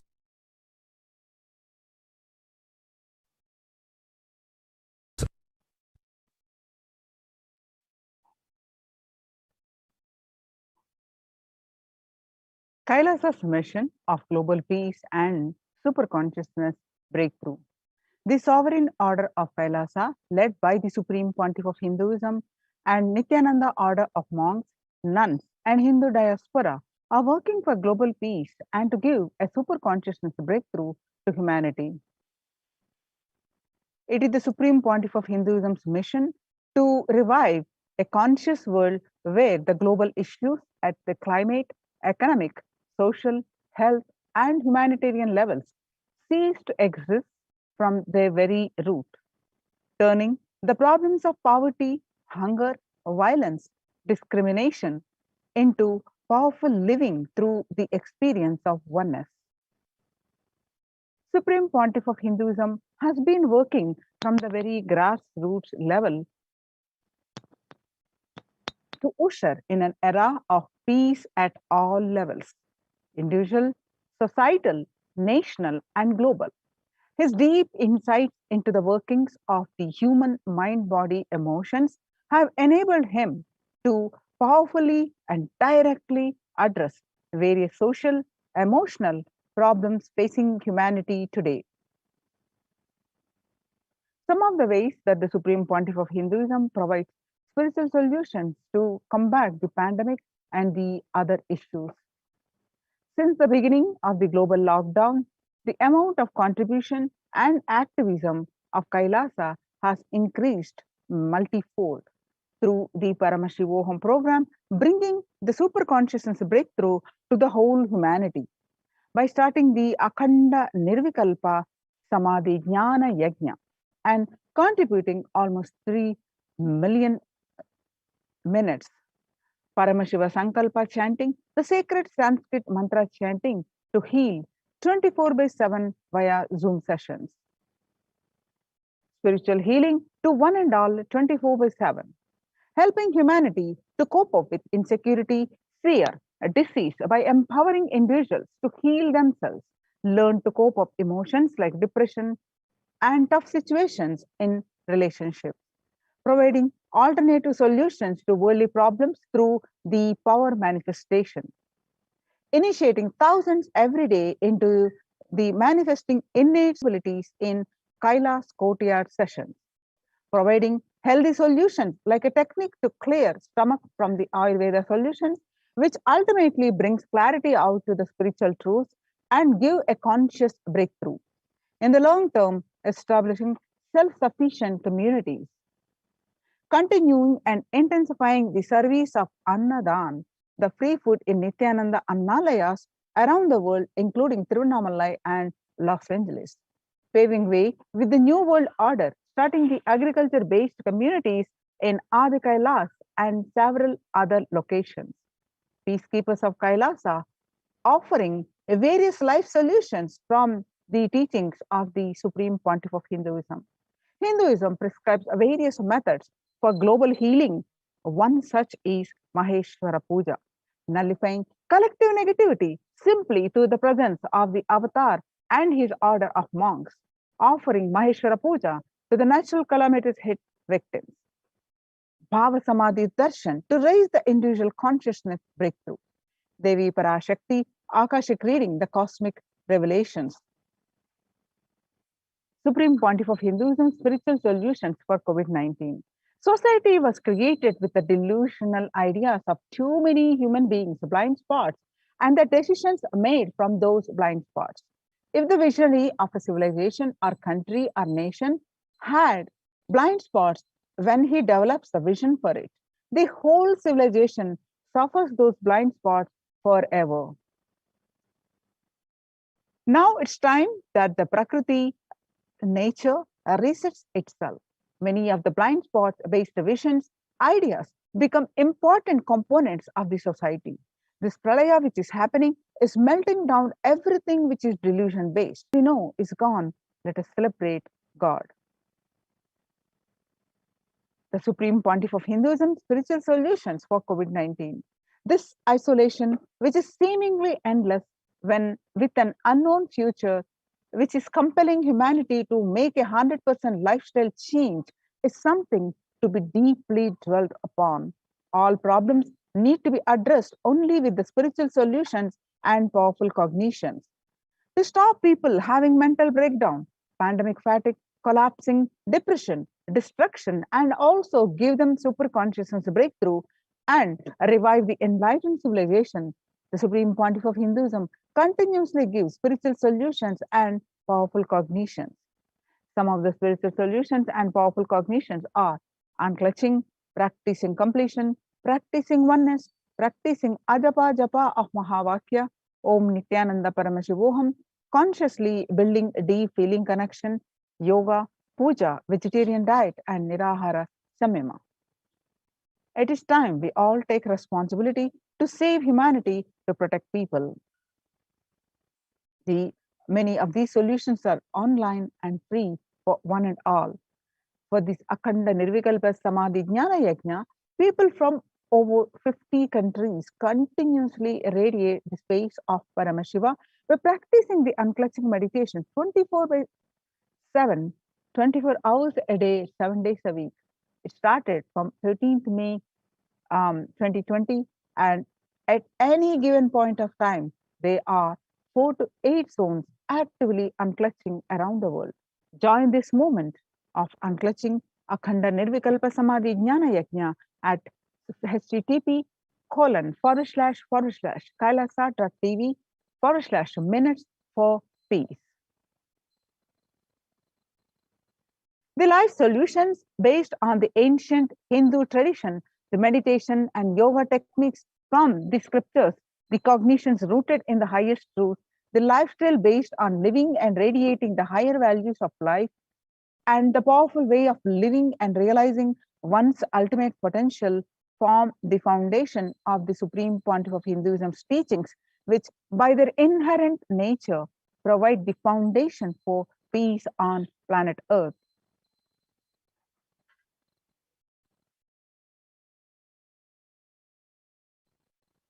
The Supreme Pontiff of Hinduism has launched the Minutes for Peace initiative which aimed to reduce crime globally by conducting mass meditations around the world in parallel. In 2014, just after 2 years of launching the program, it crossed over 1 billion minutes of meditation. The scientific studies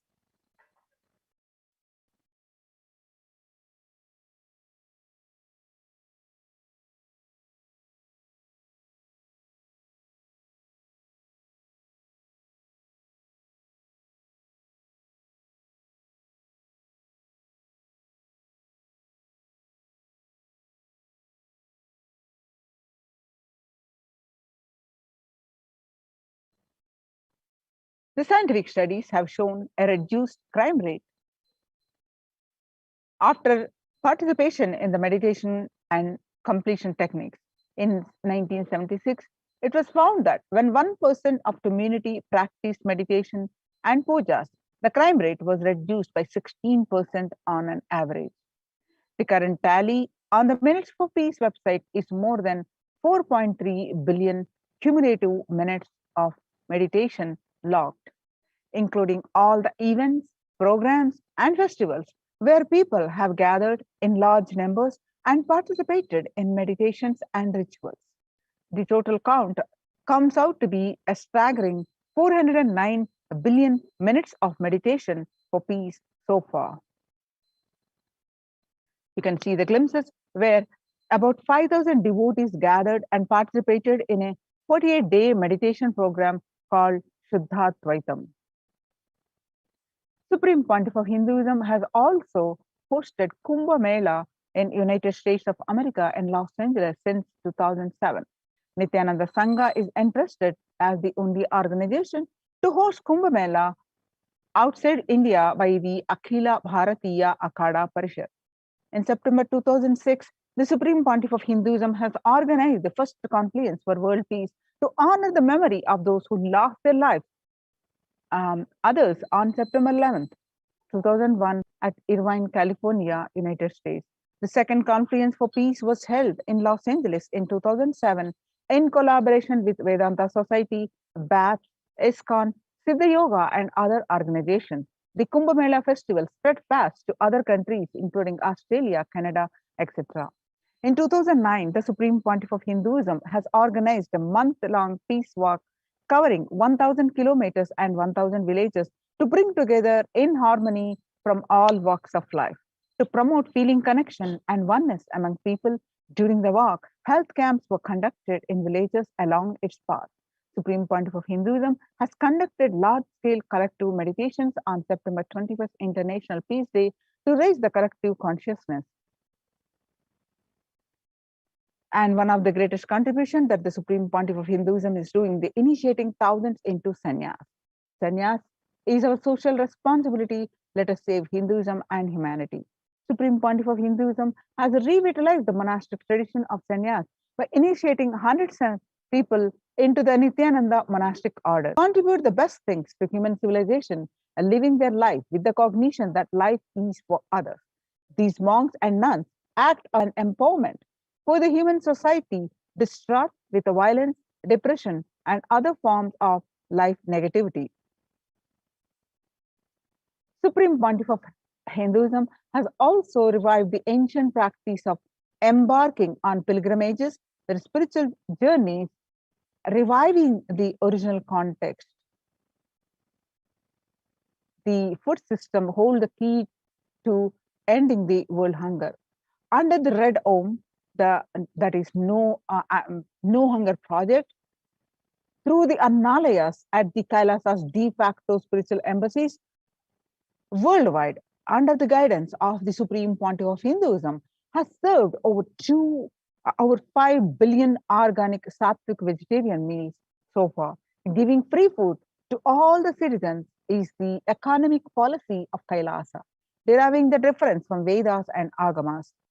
Recently, the humanitarian initiative launched by the Supreme Pontiff of Hinduism is opening the Kailasas COVID care centers in India, where the monastic campuses have been turned into a multi-layer quarantine facility to safeguard the inmates against any possible point of contact with the outer world.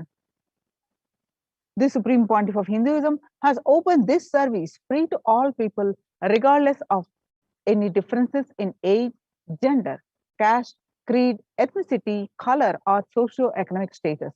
Food, shelter, internet, and all basic facilities, including medical care, are provided at these COVID care centers free of cost and for an indefinite period of time. The outcome has been splendid. Zero infection rate so far among the participants, a feat not achieved anywhere else in the world, let alone in India. This response model of handling the COVID-19 pandemic at a community level, along with the guidelines and recommendations for governments, has been recognized and accepted by the United Nations as well. You can see some of the glimpses of the Kailasas COVID Care Protection Centers.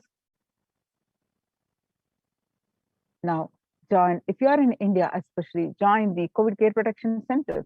Register now through the link below, https://kailasa.org/kailasa care.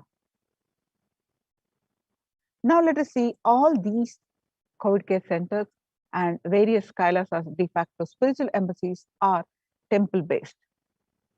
The Supreme Pontiff of Hinduism has been reviving the temple culture and temple sciences and establishing so many ecosystems based on temples.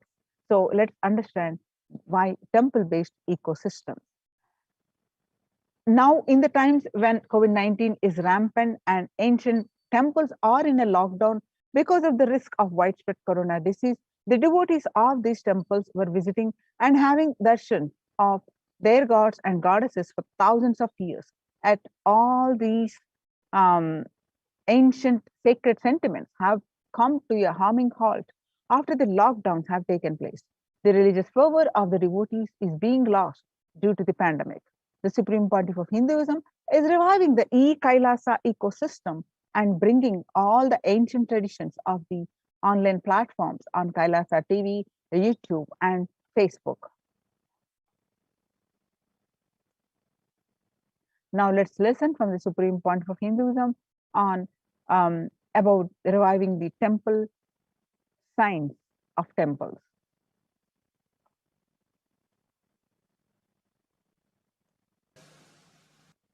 Of this temple. Please tell us, Swamiji. Read the next question also. Both. As we see in our present time, towers of mobile, TV or dish TV antennas everywhere connecting invisibility to satellites, doing an incredible function for individuals and for society. My question is, there is and was everywhere temples and deities in this culture. Anybody coming from outside just wonder, is this just sentimental carved stones, worshipping culture or just artistic sculpture? What is the invisible function of temples, deities? See, both questions, same answer. That is the reason I wanted to answer both the questions together. Modern day dish TVs, antennas, mobile towers, all of them work in the level of certain frequency where the words, pictures, visuals can be transmitted. See the verbalization and visualization, names and forms can be transmitted from one place to another place through these mobile towers, dish TV antennas. But the temple towers are created to transmit super consciousness from one place to another place. Please understand. In Meenakshi's time, there was television, conscious television. It used to be in stone slab. And if you just sit in front of that stone TV, meditate, connect with Meenakshi, she will appear live and answer whatever you want. So each of the stone slabs only slowly later on became deities. You can see in our temples this happening. The TVs in which I am appearing and speaking are slowly becoming deities. They are receiving worship. Flowers are offered to it. Aarti is done to it. Incense is given to it. Now, all our temples are planning to have a separate throne for this TV. In Los Angeles, already I am on the throne. The TV is in the throne. The TV, in which people are seeing me, have already become deity. Same way, please understand, the stones through which people were able to connect with the superconsciousness have become deities. Same way, all our temples, deities, everything is a connecting mechanism with superconsciousness. The mechanism which connects with the superconsciousness.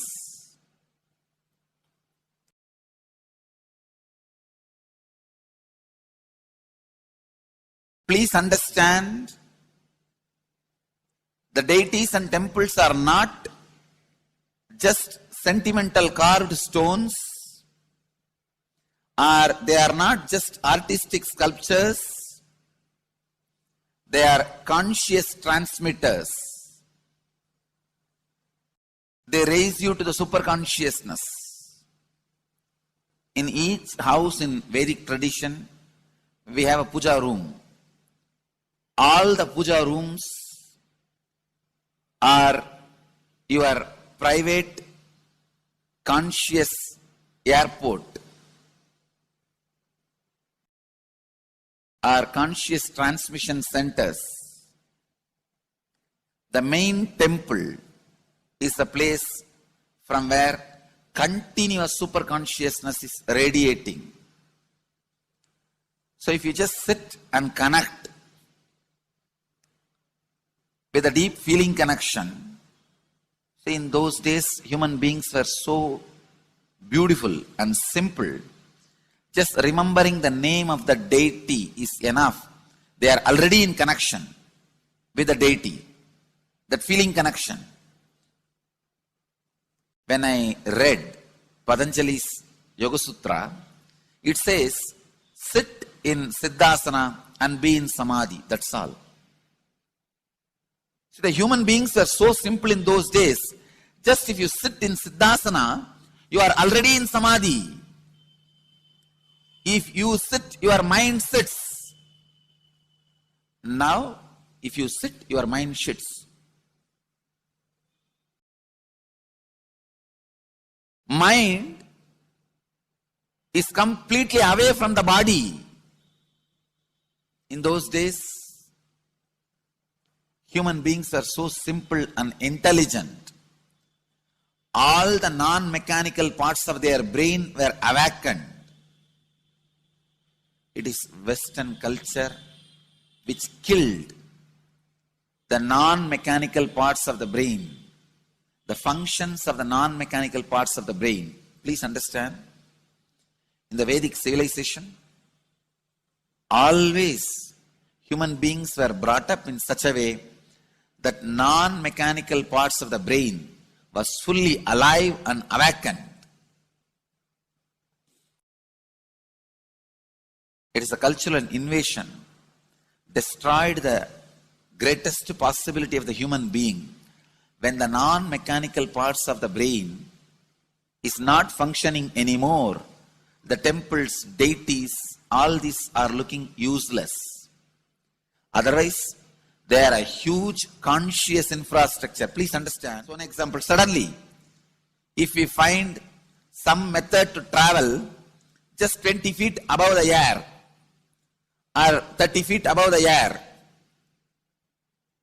without petrol or diesel, all our automobiles, roads, everything will become useless. Then you will wonder, why so many automobile industries are established? Why so many cars are produced? Why this huge road waste? I think our ancestors are fools. You don't understand. At one period, it was used. It was being useful.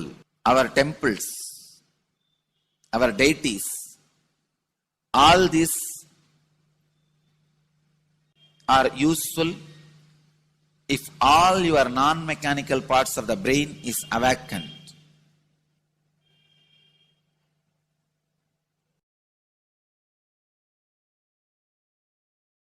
Unclutching is the process to awaken your non-mechanical parts of the brain is awakened. You will understand temples, deities, how useful they are, how directly useful they are, how they are part of our life, how they enrich our life, and how they make human beings intelligent, enlightened. These are the methods created to create enlightened civilization.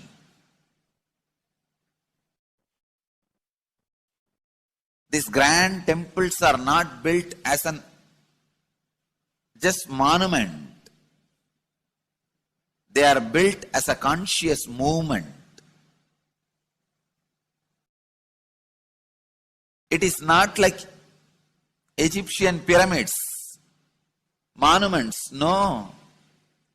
It is conscious movement to raise human beings to the highest consciousness, to make human beings experience the highest purpose.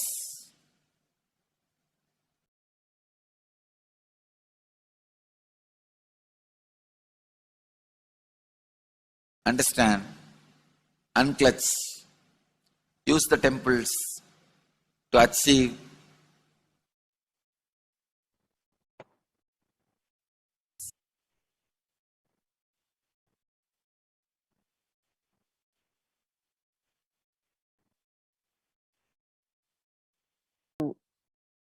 in joining the Kailasa Scout Care Centers, especially Adi Kailas. On 19th May 2021, Devi revealed that the doors of Adi Kailasa will be open for all those who come with the trust. It will protect body and will give you conscious health. It will also give highest powers, dharma, artha, moksha, jnana, powers, and karma, and go beyond karma. Adi Kailasa life will give you all goodness. On 31st May 2021, Devi revealed that the hell of Krimi Bhojanam mentioned by Vyasa in Garuda Puranam has opened and is directly falling on India as thunder. Running to Adi Kailasa and preventing it is the only way. I have opened Adi Kailasa for those who want to save their lives. All of you run to Adi Kailasa. On 11th June 2021, Devi revealed that drop the foolish mind with the business motive of bargaining and attain surrender and go to Adi Kailasa. Be in Adi Kailasa, I will do good to you. When the first world countries closed their borders during a massive global emergency, Kailasa has opened its doors to all without exception. Various COVID care centers open across India, including in Karnataka, Tamil Nadu, various centers in Tamil Nadu, Pondicherry, and Gujarat, and Hyderabad. Kailasa rushes to aid India as India finds itself on the verge of the COVID-19 third wave. Multiple free COVID care centers opened across India. Various social services offered during the pandemic in Kailasa's de facto spiritual embassies across India. Spiritual services offered during the pandemic in Kailasa's de facto spiritual embassies across India. Cosmic revelations on global pandemic. The free social services offered during the pandemic in de facto spiritual embassies across India are medical care, which includes allopathy, Ayurvedic, and Siddha medicine, infrastructure to accommodate thousands, accommodation for multi-layered quarantine, emergency ambulances, ICU on wheels, personal protective security management through food banks and join the Kailasa's COVID Care Protection Centers and register now through the link below. https://kailasa.org/kailasa care. With this, we are going to move on to the next part of our segment after a very short break. Thank you, Nithyanandam.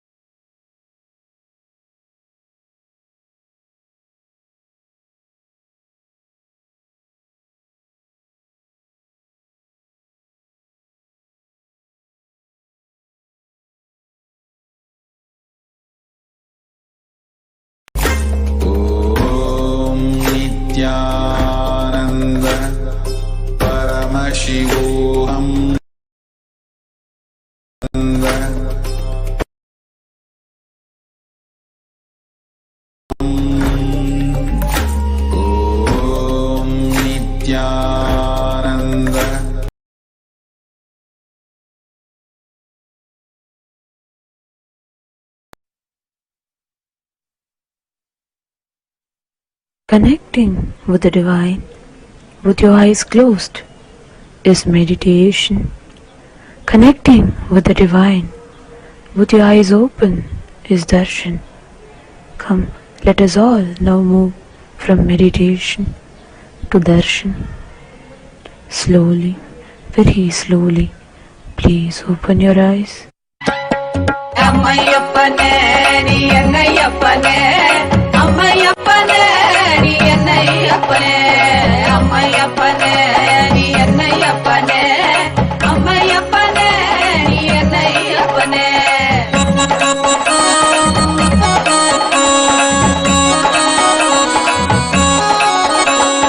மக்களுக்காக மறுபடியும் நீ அவதரித்தனே, மக்களுக்காக மறுபடியும் நீ அவதரித்தனே.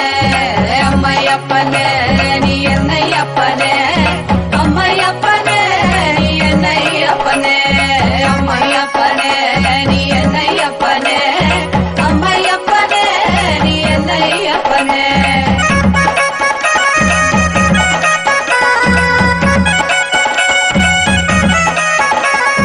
காக்கா காக்கா கவிமிகழ்க நோக்கா நோக்கா நின்னரு பெருக, காக்கா காக்கா கவிமிகழ்க நோக்கா நோக்கா நின்னரு பெருக. ஏதோ செய்யும் எந்தாயே, ஏதும் பிறகருடா கருணை நீ செய்யும் எந்தாயே, அப்பனே செய்யும் எந்தாயே. அம்மையப்பனே நீ என்னையப்பனே, அம்மையப்பனே நீ என்னையப்பனே, நீ என்னையப்பனே. அம்மையப்பனே நீ என்னையப்பனே, நீ என்னையப்பனே, அம்மையப்பனே நீ என்னையப்பனே.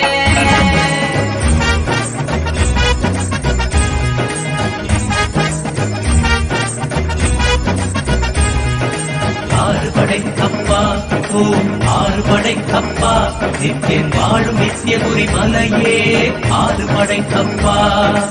ஆறுபடைக்கப்பா ஓம் ஆறுபடைக்கப்பா, நித்தியன் வாழும் நித்தியபுரி மலையே ஆறுபடைக்கப்பா. அறுபடை சக்தியின் ஒருமுக நித்தியனின் திருவடியை நாம் காண்போம். நித்யா திருவடியை நாம் காண்போம். நித்தியன் திருவடி கண்டு நோயற்ற வாழ்வினை பெறுவோம். நித்தியன் திருவடி கண்டு நோயற்ற வாழ்வினை பெறுவோம். ஆறுபடைக்கப்பா ஓம் ஆறுபடைக்கப்பா, நித்தியன் வாழும் நித்தியபுரி மலையே ஆறுபடைக்கப்பா. ஆறுபடைக்கப்பா ஓம் ஆறுபடைக்கப்பா, நித்தியன் வாழும் நித்தியபுரி மலையே ஆறுபடைக்கப்பா. கேட்டால் தருவாய், வந்தால் அருள்வாய், நித்தியபுரி நித்யா நித்யா, நித்தியபுரி நித்யா. நித்தியன் பாதம் கண்டு சகல செல்வமும் பெறுவோம். நித்தியன் பாதம் கண்டு சகல செல்வமும் பெறுவோம். ஆறுபடைக்கப்பா ஓம் ஆறுபடைக்கப்பா, நித்தியன் வாழும் நித்தியபுரி மலையே ஆறுபடைக்கப்பா. ஆறுபடைக்கப்பா ஓம் ஆறுபடைக்கப்பா, நித்தியன் வாழும் நித்தியபுரி மலையே ஆறுபடைக்கப்பா.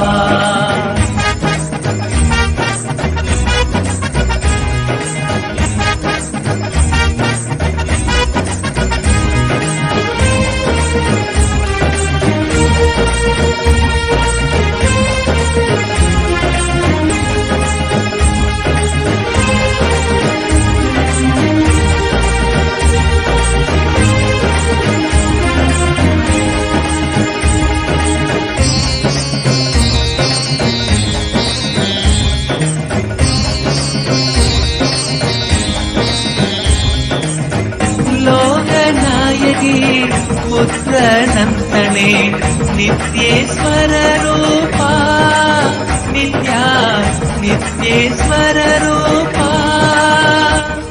उनै तंजम अடையும் பக்தரை காத்தருள்வாய் ஐயா, உனை தஞ்சம் அடையும் பக்தரை காத்தருள்வாய் ஐயா. ஆறுபடைக்கப்பா ஓம் ஆறுபடைக்கப்பா, நித்தியன் வாழும் நித்தியபுரி மலையே ஆறுபடைக்கப்பா. ஆறுபடைக்கப்பா ஓம் ஆறுபடைக்கப்பா, நித்தியன் வாழும் நித்தியபுரி மலையே ஆறுபடைக்கப்பா.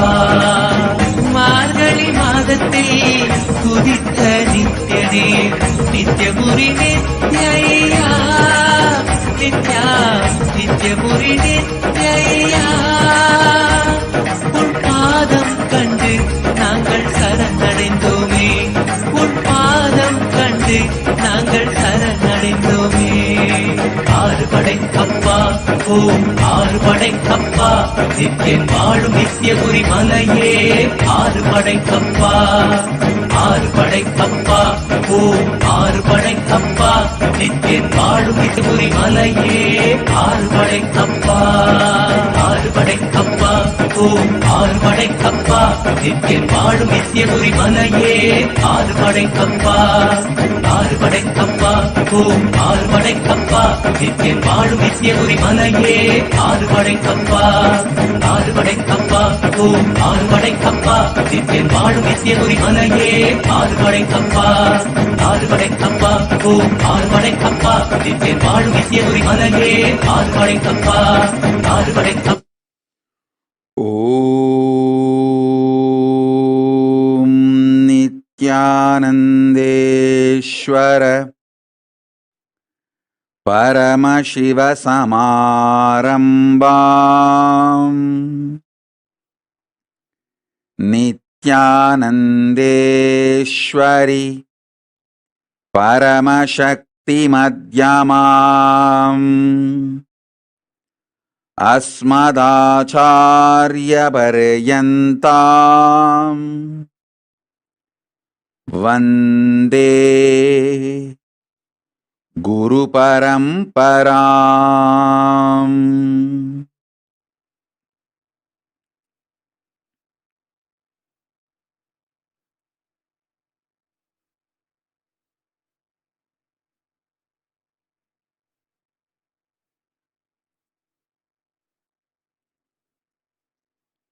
I welcome all of you with my love and respects. I welcome all the living and practicing Hindus from all over the world.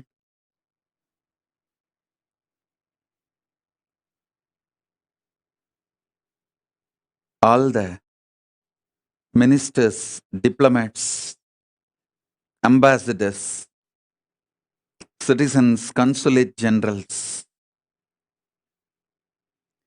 Mantreshwaras, Vidyeshwaras, Ganeshwaras, Lokeshwaras, Astreshwaras. I welcome all of you with my love and blessings. Paramashiva's message directly from Kailasa.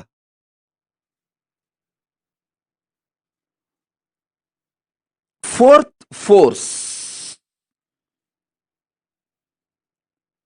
strong nuclear power,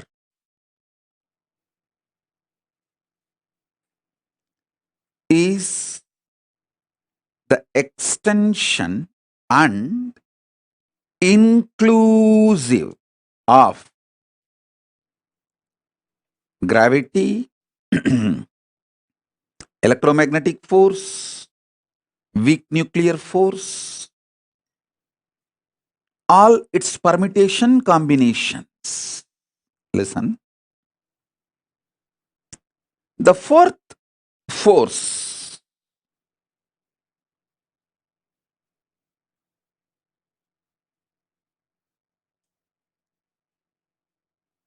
is not only extension,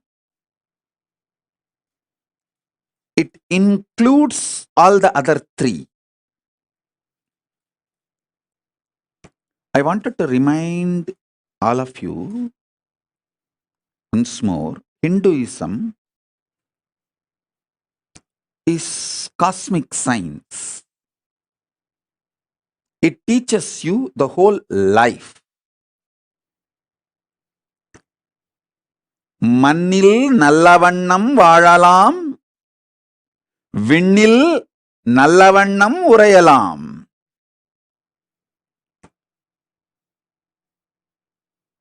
மண்ணில் வாழும் அறிவியலும் விண்ணை ஆளும் அறிவியலும் சேர்ந்ததே சனாதன Hindu தர்மம். Listen, a blissful, happy life with all the auspiciousness in this plane and the most auspicious, beautiful, powerful life in the higher planes. Hinduism teaches you the science of this. It's a cosmic science. Feel pride and feel blessed. You are born Hindu and are practicing Hindu. You have been given this powerful knowledge. You are the inheritors of this great powerful knowledge. One of the worst crime done to humanity is teaching humanity that you have only one life. No. Listen to this carefully. Listen to this carefully.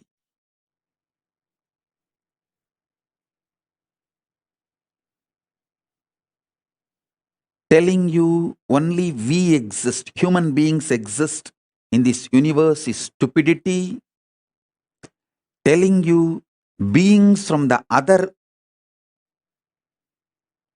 planes, other universe, other parts of the universe are aliens is criminal, crime. Beings from other planes are neither aliens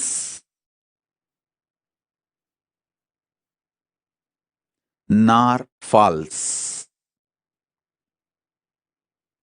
First of all, we are not alone on this universe. Second, beings from other zones and other universes are not aliens. They are our own version, little evolved. Our own version, evolved, are the Devas, Gana, Yaksha, Rakshasa, Rishi, Muni, Gandharva, all of them. Our transformed existence is Kailasavasis. I am not telling you any cock and bull stories. I am not giving you any theories, theologies. I am giving you a clear knowledge, truth as it is. I have come from Kailasa to introduce this cosmic science to the modern human beings because modern human beings forgot this whole science. I am reviving this whole science. So listen.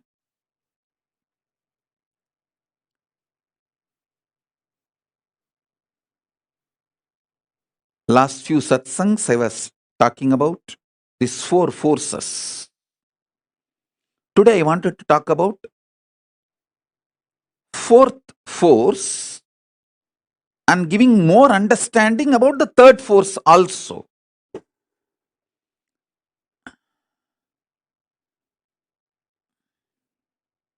Everything you know about the nuclear power, quantum physics, parallel universe, everything which is established, this multiple existence, all of it put together is third force.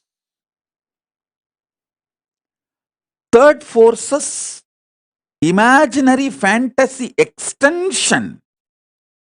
If you do a scientific fiction movie, sci-fi movie, based on all your understandings about the third force, it is fourth force.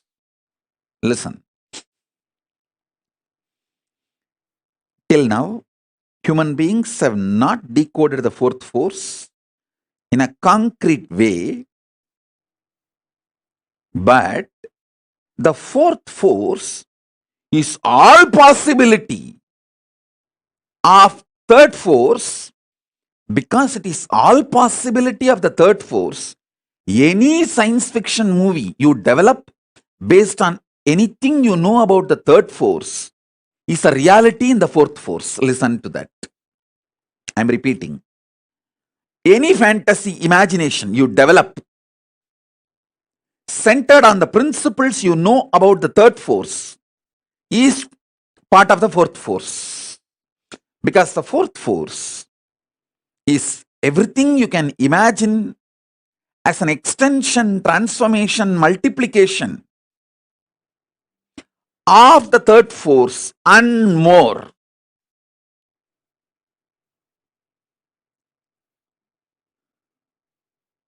That's the fourth force. Let me give you some more understanding about the third force. Listen. Multiple universes, planes exist. That's the first thing. Pitruloka is true. When you leave the physical body, you carry your Karana Sarira, the causal body, and reach the Pitruloka and live. I am not lying to you when I say, if your generations give you the Shraddha and Pinda only, you will be happy and have a social respect in the Pitruloka. I am not strategic or cunning or lying when I utter this word. I am uttering the truth. It's not that I wanted the Hinduism to spread and kept alive, so I am telling you this story. If Hinduism is not kept alive, planet Earth will not be there. Get lost. I have nothing to lose. I already renounced the planet Earth. I am in Kailasa. If you guys want the planet Earth,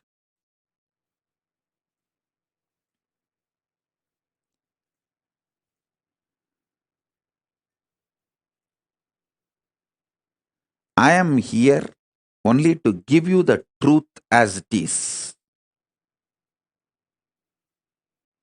Making it into the lifestyle is your responsibility. Listen. Especially the people who are already successful, having basic needs of your life fulfilled. Like you already have a spouse, kids, car, house, basic needs. All those people, those of you, it's your responsibility to create ecosystem for your next generations to understand, internalize the science of Hinduism, the cosmic science, the greater science,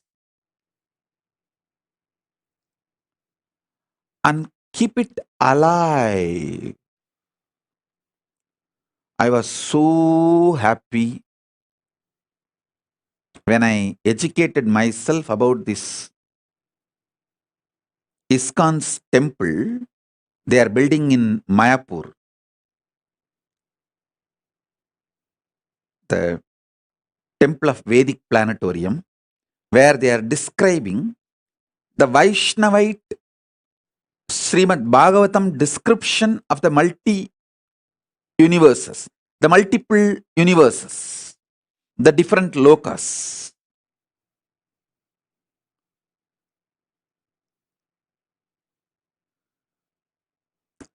It's a Vaishnavite version. It's a Bhagavatam version. But I am so happy that they have attempted to make people understand about the existence of the multiple universes, the vertical time zones. Surely, I'll be giving the Vedic Agamic version of the multiple universes and building a temple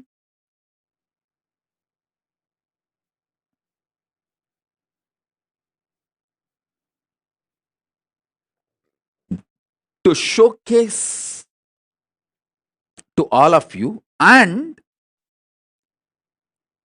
show you experientially how each initiation and power manifestation, you can experience those vertical time zones like Devaloka, Pitruloka, Tapoloka, Satyaloka, the lokas of Yakshas, Kuberaloka, Indraloka, Chandraloka, Suryaloka, the different planets and planes. So understand this truth. When I say Pitruloka exists,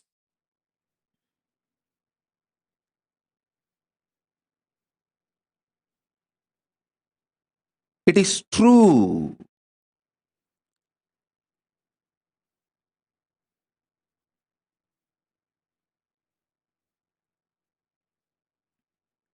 You are not accidental.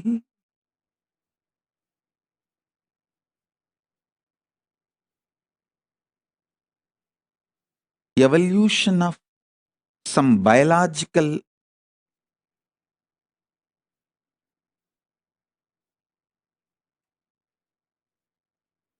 permutation combination, good or bad, right or wrong. No.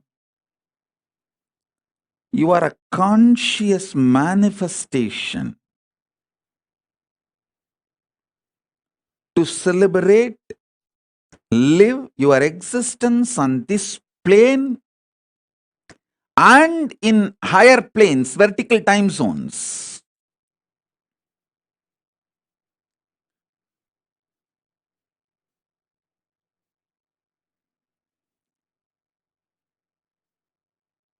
I am giving you the truth and my vision to create an ecosystem where this truth can be lived and celebrated.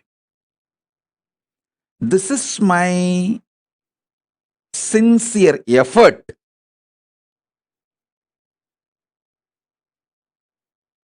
to make the Kailasa, whether the first Kailasa I manifested in Tiruchengodu or the Kailasa I am manifesting in multiple places now, or the Mahakailasa I am manifesting. This is the vision. Vision is where human beings are given a very powerful supportive ecosystem where they are complete about everything related to this world: health, wealth, beautiful relationships, success, feeling empowered, enlightened, and know about the vertical time zone, multiple universes, and start experiencing it, preparing themselves to live in those spaces after they leave the body. Because life doesn't end when your body stops functioning. No.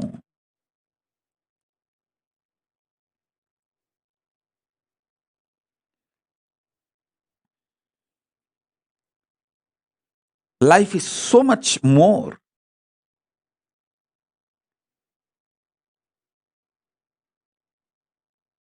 Than you can even imagine, understand.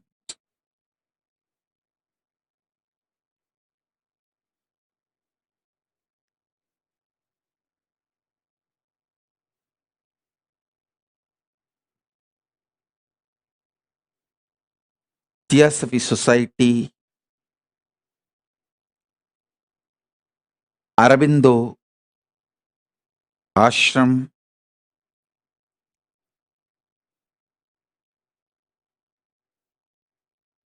Paramahamsa Yogananda, Osho, Maharshi Mahesh Yogi, ISKCON, Ramakrishna Mission, Sampradaya, all of them have sincerely trying to make the same vision in their own version.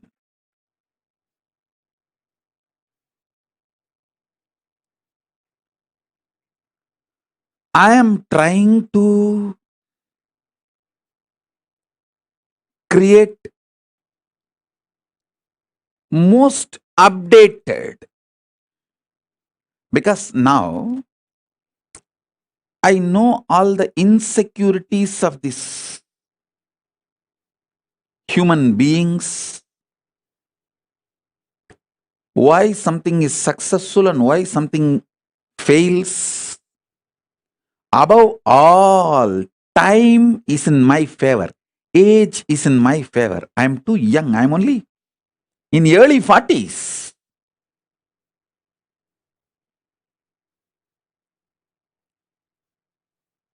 Whole life is in front of me. Already I have 41 Chaturmasya spiritual strength, 27 years of a spiritual socio experiences,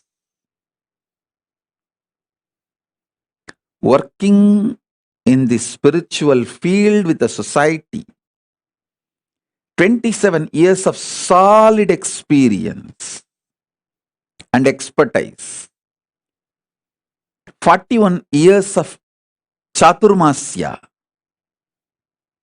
solid spiritual foundation, and I have my whole life ahead of me. This is the advantage I have.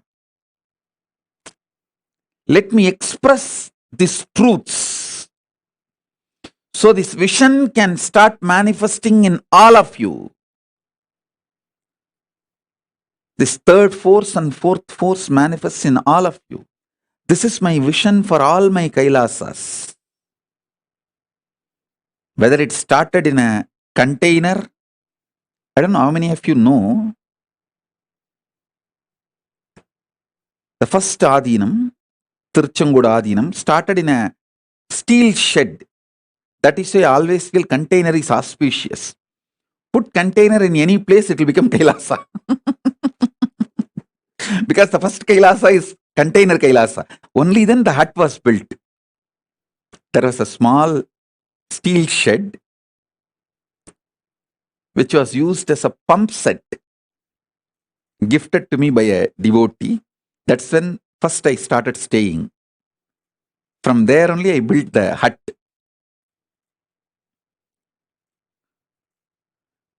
So that is why even now, anywhere people give me, donate property, I tell them first put a container, plant a container, start container Kailasa. From there it will evolve. From container Kailasa to uncontainable Kailasa. The vision is same, where we provide an ecosystem for human beings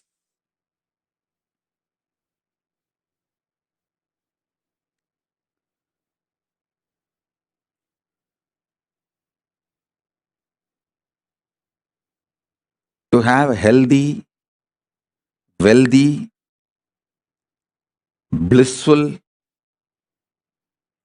complete life in this plane and enlightened, awakened life with the higher zones, vertical zones.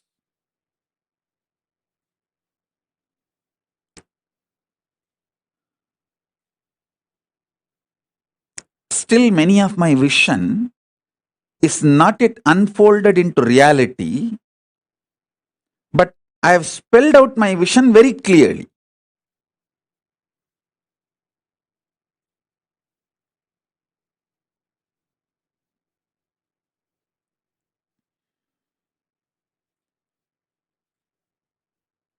It will unfold when more and more collective integrity starts happening. For example, I wanted to evolve the Sambhavana system. The Grihasthas can make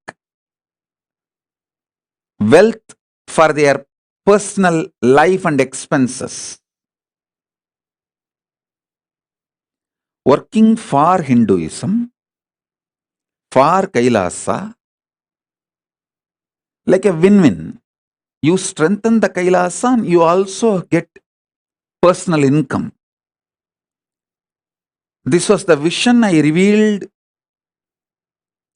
maybe 2005 or 6 with a project called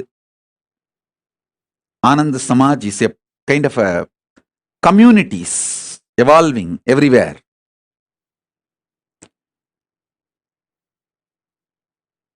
If we have people with more collective integrity, who take the responsibility for integrity of everyone, these systems can be successful. These things can be successful. A 10 family can join, take up a project, make it successful, have Kailasa strengthened, Hinduism strengthened, and the ecosystem strengthened, and you receive the personal income. All the things are fulfilled like a win-win. It is possible.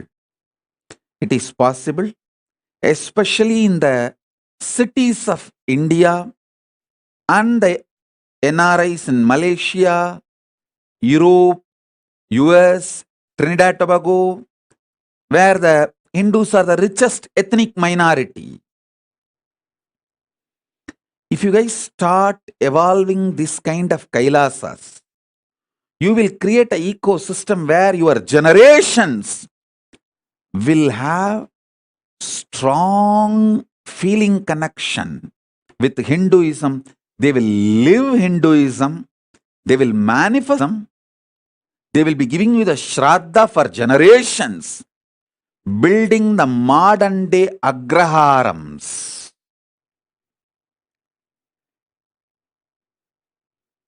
Temple-centric communities, கோவில் பெருங்குடிகள்.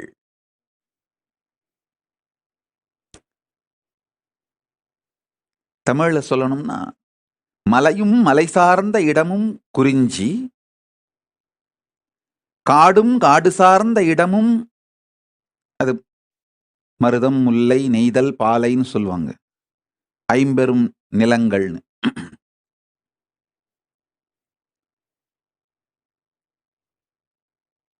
காடும் காடு சார்ந்த இடமும், வயலும் வயல் சார்ந்த இடமும்,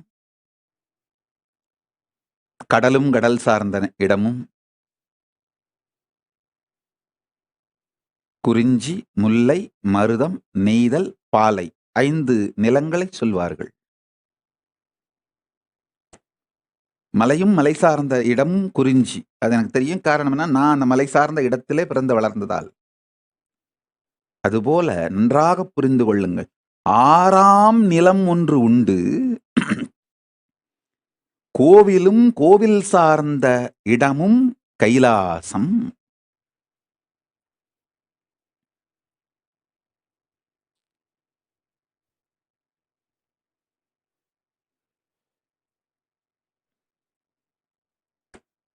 Listen,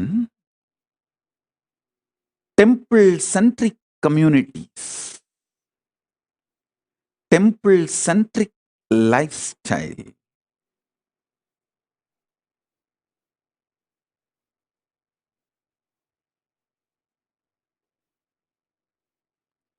it's all just in each city few families need to have that collective integrity. It cannot be done through autocracy or democracy. Autocracy, democracy, all crazy. All just crazy. Democracy means the mass is cheated, that they are empowered by few autocratic individuals. Autocracy means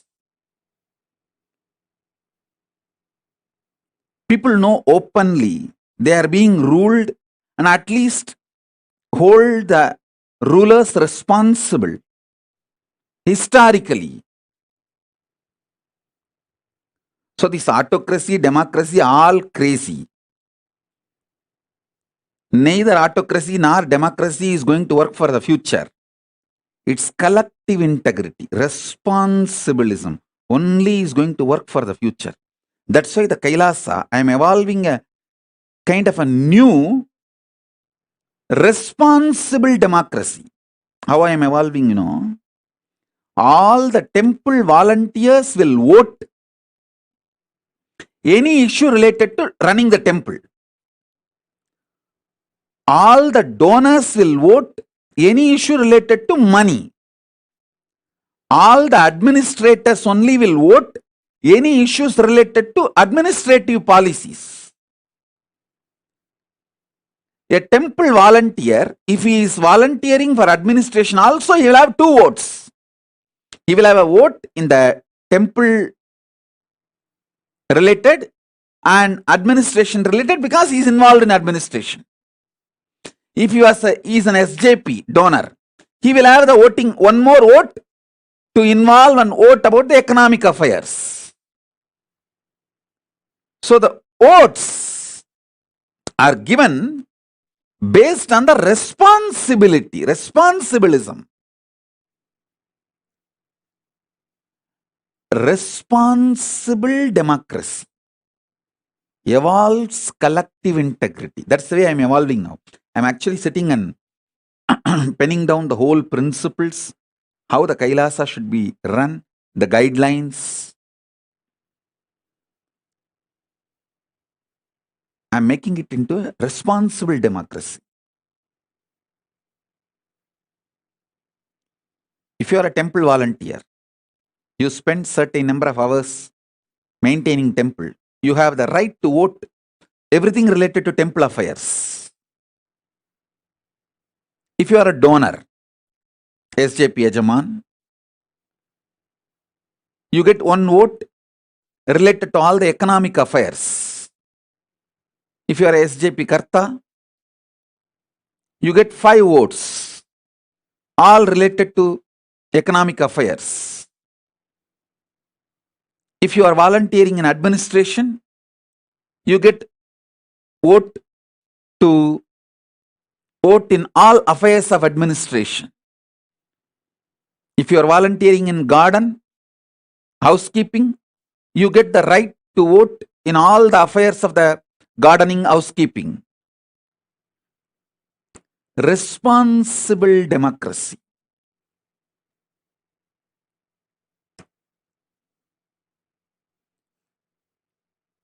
That's the way I am evolving this Kailasa.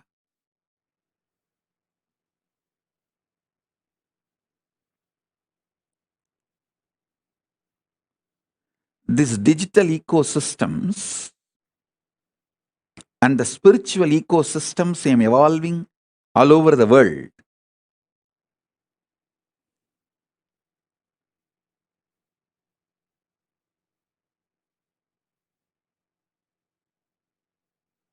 From that time, my gurus have handed over me the first ashram from Tiruvannamalai. Then I did the first ashram in Tiruchengodu.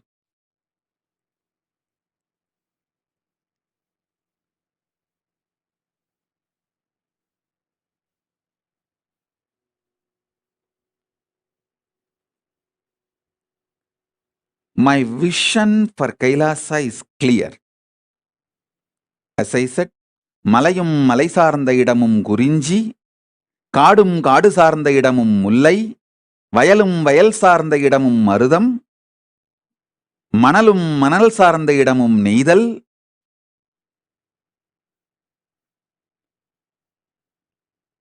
I think மணலும் மணல் சார்ந்த இடமும் பாலை, கடலும் கடல் சால், தென் கோவிலும் கோவில் சார்ந்த இடமும் Kailasam.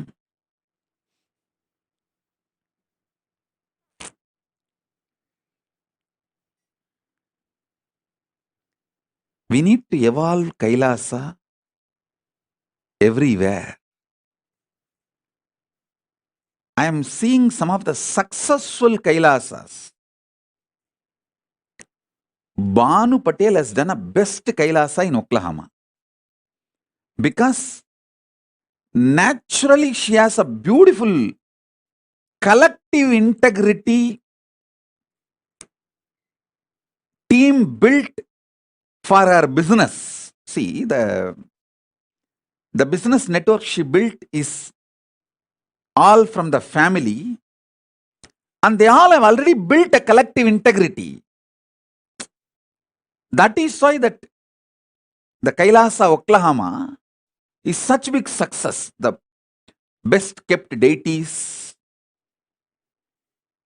most beautiful rituals, they all gather, sing, dance, happily, inspire, live Hinduism, do Garba dance, Bhagavad Gita, Guru Puja, Shiva Puja, spirituality, meditation, yoga, whatever they can. I tell you, they already formed a ecosystem where their generations will learn more and more about Hinduism and live, practice.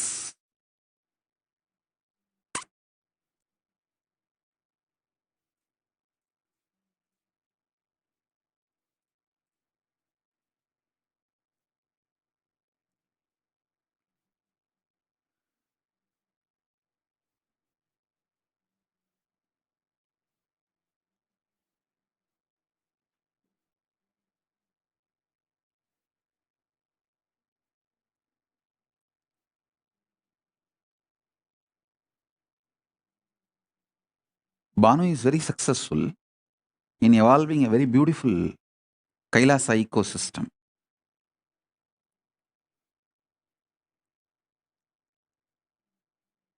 Maybe little more enlightenment, education, knowledge, all that will happen in course of time. But the ecosystem is successful. I feel everywhere, every city, in US, Europe,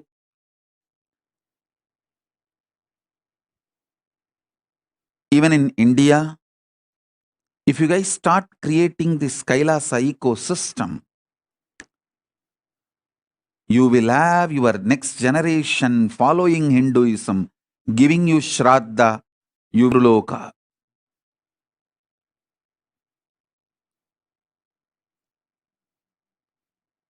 The Kailasa will evolve beautifully on the planet Earth.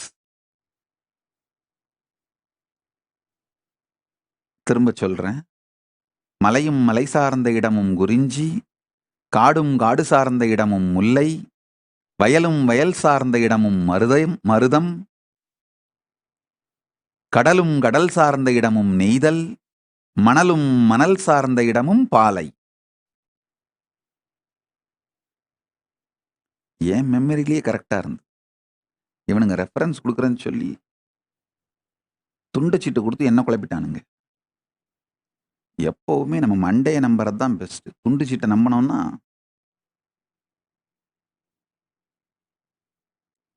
எனக்கு இந்த reference போடுற team ஒன்று இருக்கு. அது நான் பேசும் பொழுதே reference கொடுக்கும். அது கொடுக்குற ரெஃபரன்ஸ் தான் கன்ஃபியூசிங்காக இருக்கும். எப்பெல்லாம் நான் என் பிரெயின் மெமரியை நம்பி சொல்கிறேனோ அப்பெல்லாம் கரெக்டாக சொல்லிடுவேன். எப்பெல்லாம் இந்த ரெஃபரன்ஸ் கொடுக்குற இந்த எழுதி கொடுக்குறவங்க சீட்டை நம்புறனோ அப்பெல்லாம் குழப்பி வச்சிருதுங்க.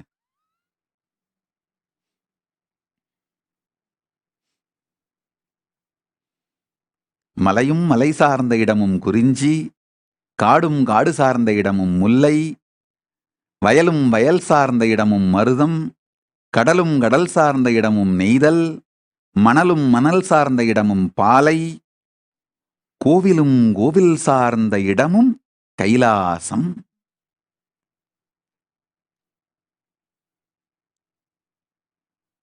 Every city on the planet Earth, we should create Kailasa.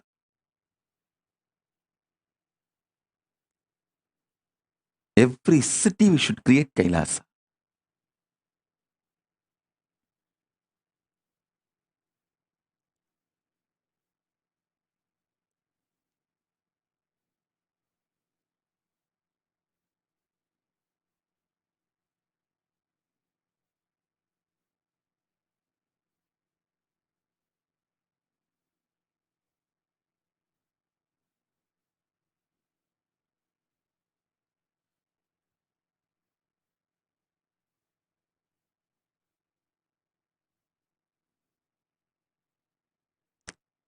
Kailasa lifestyle is a beautiful preparation for you to live comfortable higher planes, vertical time zones. When you go there, you won't feel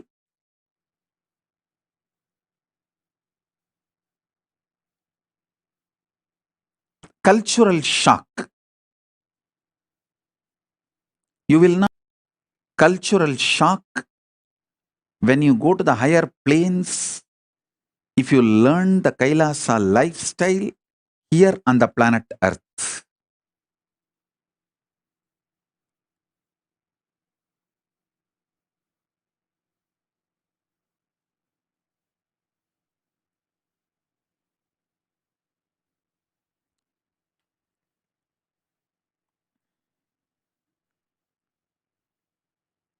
We just need some of the dedicated people. You see, you don't need cunningness, strategy to make Kailasa. You just need Tyagis, dedicated people who have a conscious stamina, will, persistence, making it happen.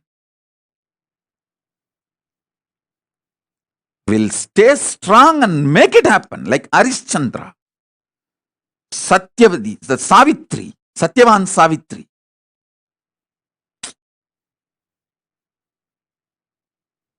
Whatever. Will, persistence. Nachiketa. Will, persistence.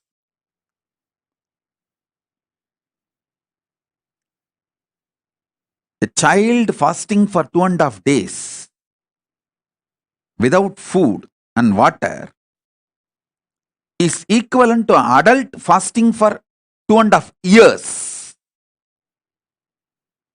Because for child, food is the only life, source of life. For an adult, there are multiple sources of life. His body has evolved to use multiple things as source of life. But for a child, food is the only source of life. And a child, Nachiketa, fasting for 2.5 days is equivalent to an adult fasting for 2.5 years with a will, persistence. Satyavan Savitri, Nachiketa, Arishchandra,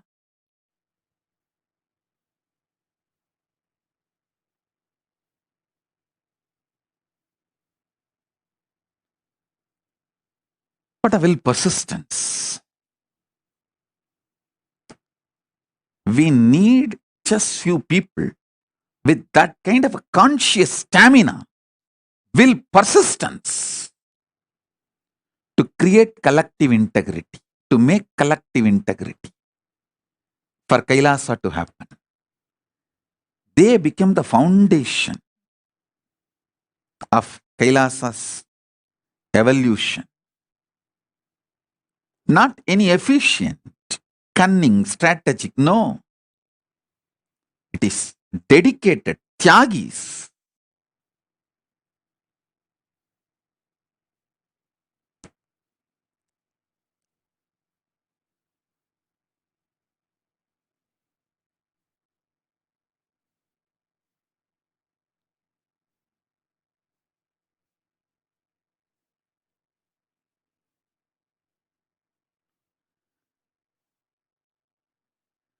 Earlier, the Kailasas are like luxury. But now, it is survival need.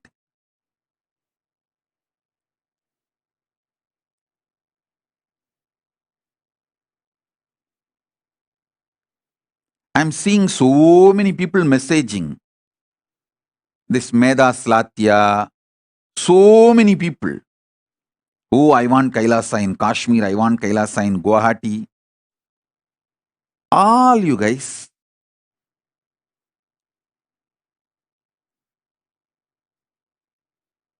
Stop wasting my time if you can't take the responsibility. Meda Slatya, you don't need to be independent. You just need a conscious will, conscious stamina, will persistence. Go to Adi Kailasa, get trained, renounce your luxurious, hypocritical, criminally negligent lifestyle. Because your ancestors did not do the tyaga, Kashmiri Pandits are suffering and Hindus lost Kashmir. Don't continue to be criminally negligent. Decide to dedicate and stop your stupid ideas about life. Go to the basic training, then carry that ecosystem to Jammu and Kashmir and start manifesting, reviving. Do what need to be done. Nobody is interested in your crybaby stories. Nobody is interested in your criminal negligent lifestyle. Or just disappear from my eyes. Go and live as you want. Don't waste my time and get the karma of Guru Aparada. Wasting Guru's time.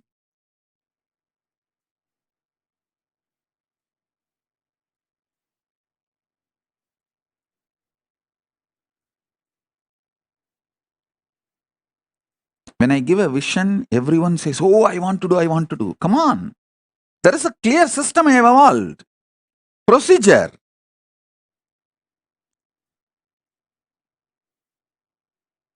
There are ecosystems which is functioning. It's not that those ecosystems are perfect, but it is budding. Go there, see what all can be done. Right, wrong, good, bad. In that, learn the conscious stamina, will, persistence. Then take that to the different places we have. You don't even need to take the risk of buying new properties. We have multiple properties all over the world. You can go and start planting in any of our properties without any risk. Once you are successful in Adi Kailasa, in our properties, then go and do it in your city and successful in multiple places.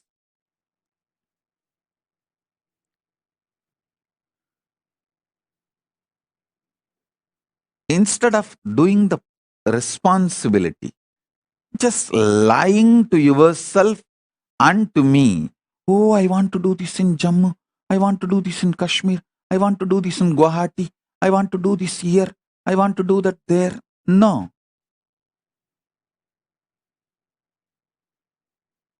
If you want to do it. If not, be criminal, negligent Hindu, rot.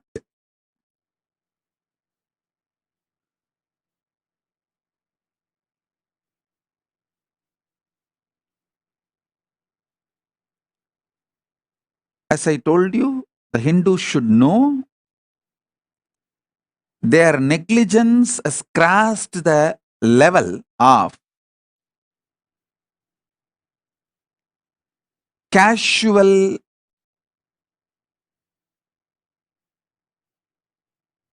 unattending or just blinded by the consumeristic lifestyle. All that level is over. Now it has gone to criminal negligent level.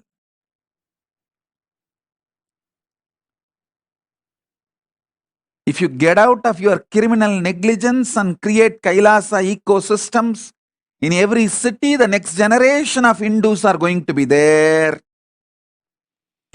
And I don't want to say the otherwise. What will happen? I don't want to utter through my mouth. Because I have to make it happen. I don't have a choice.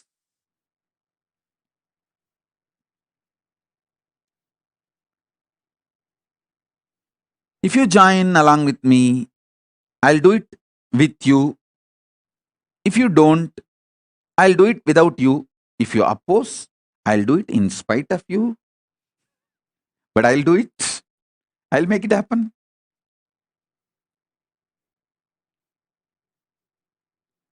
வந்தால் உங்களோடு வராவிட்டால் தனியாக எதிர்த்தால் உங்களையும் மீறி செய்தே தீருவோம் Paramasiva Kailasam.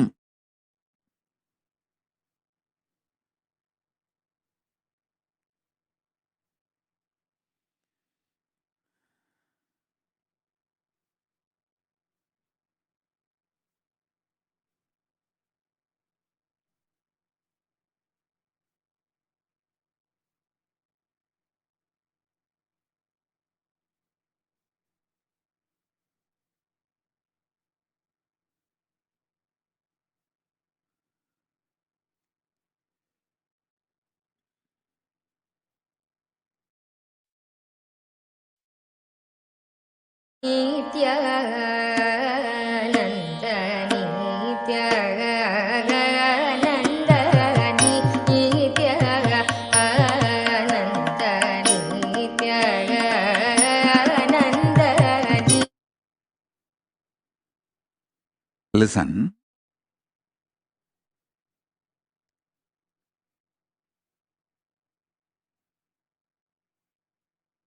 We need to address seriously these few issues in the Kailasa ecosystem. One, the most important, the ecosystem should be self-sustaining. Second, a separate male sannyasa order, female sannyasa order, grihastha order. All these three separate. Third, system where the grihasthas can make personal income. Some method of sambhavana where they make enough personal income for their personal expenses. Either a common project, a for-profit project is made successful. Running a restaurant or running a hotel, motel, or running even enriching and causing very professionally.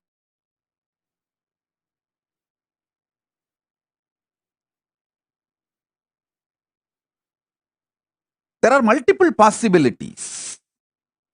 Hinduism has some of the most beautiful, sure shot, result-based products. Yoga, life solutions. You can share all these. And wherever Paramashiva allows, you can make money. The money can be made. Where he does not allow money to be made, we can't. Following the economic policies of Paramashiva, we can make a beautiful ecosystem for grihasthas to make personal income. This is the third point to be addressed.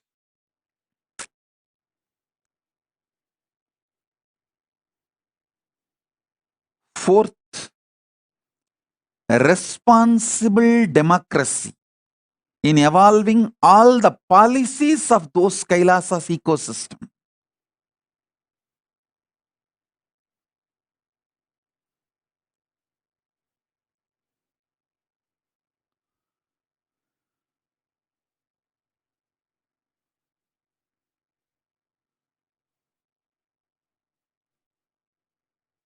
If this simple four fundamentals are maintained, not only Kailasa will flourish, you will have an amazing ecosystem for it to continue forever. So the sannyasis will have Maheshwara Puja by the generation of sannyasis, sannyasa parampara, and they will be happy in Kailasa and Pitruloka, wherever they reach as per their karmas. If they were living as sincere, integrated sannyasis, they will straight reach Kailasa. If they had messed up, then they will reach only Pitruloka. If they are completely messed up, then Brahmarakshas. That is up to them.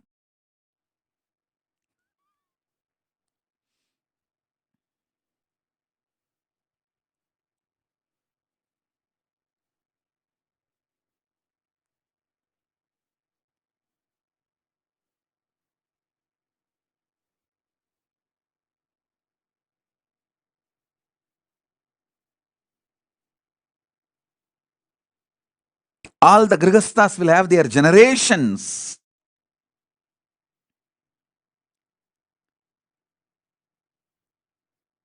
beautifully living Hinduism and giving Shraddha to you for generations. So you will be happy in Pitruloka or Kailasa, wherever you reach.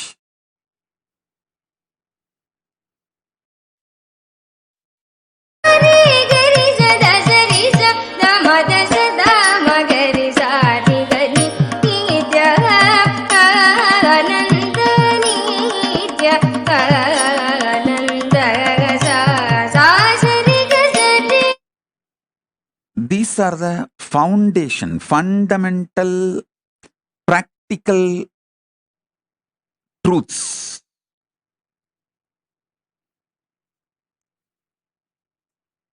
This is enough for the Kailasa ecosystem to manifest.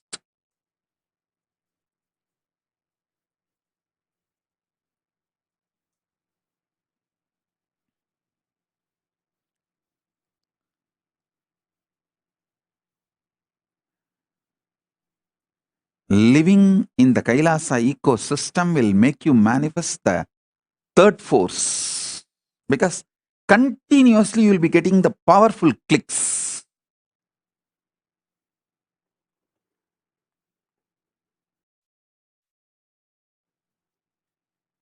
You will have a very peaceful life.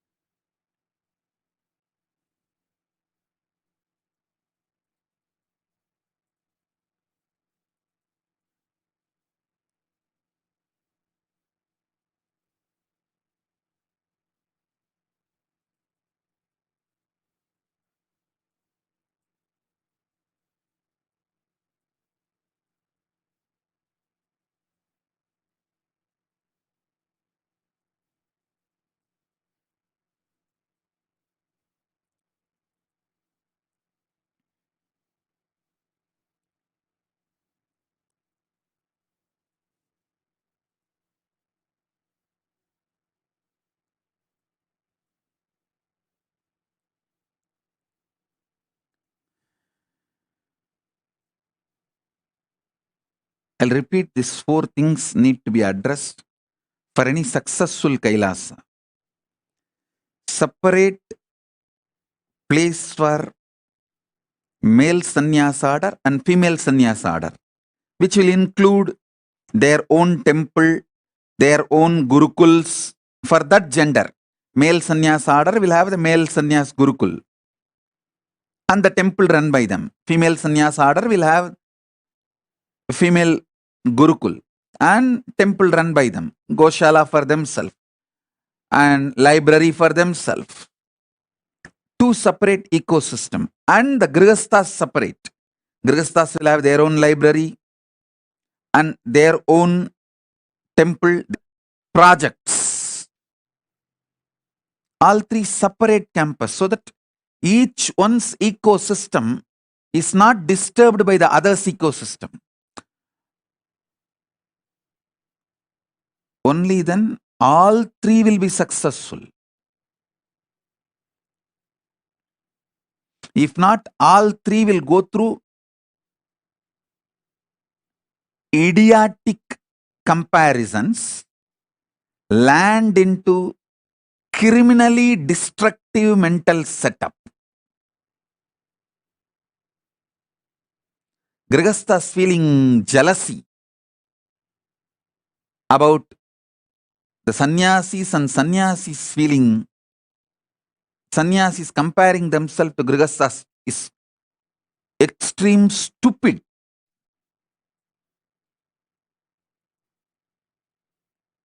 Criminal negligence and crime itself.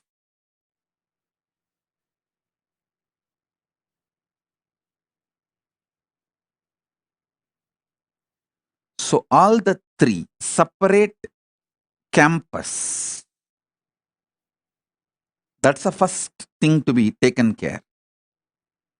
Second, most important,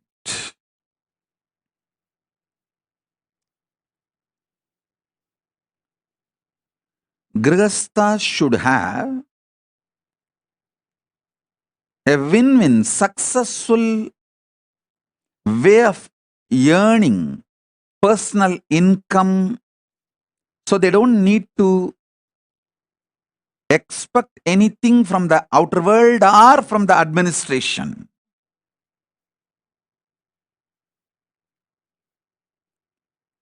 They have their own independence and what they call as security for their future and all that.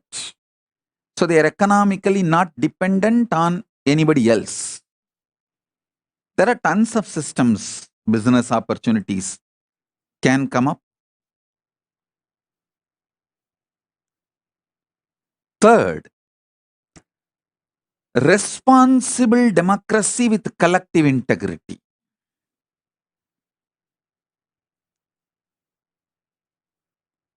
Responsible democracy with collective integrity.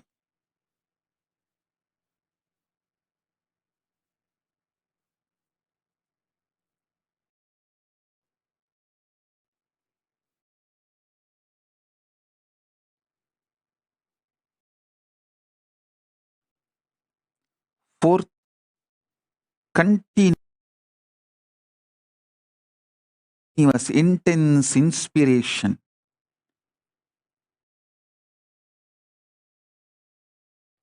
Living Kailasa.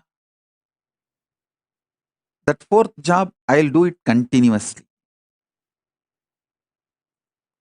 I think these are the 4 major things will make any Kailasa ecosystem successful and expanding.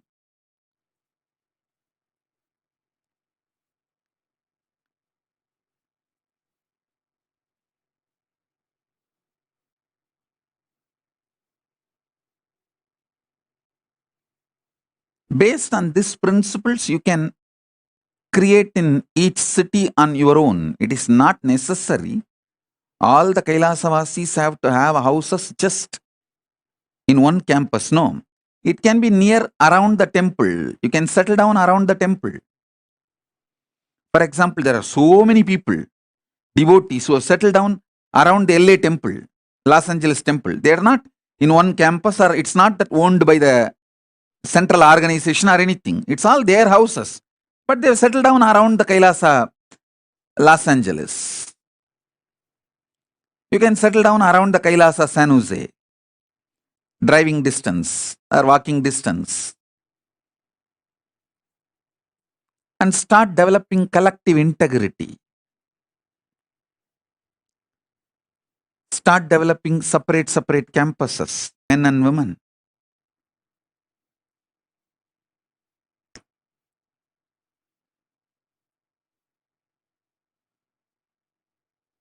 The responsible democracy with voting rights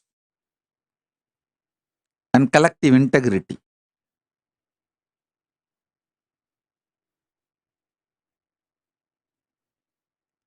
This will make Kailasa ecosystem everywhere.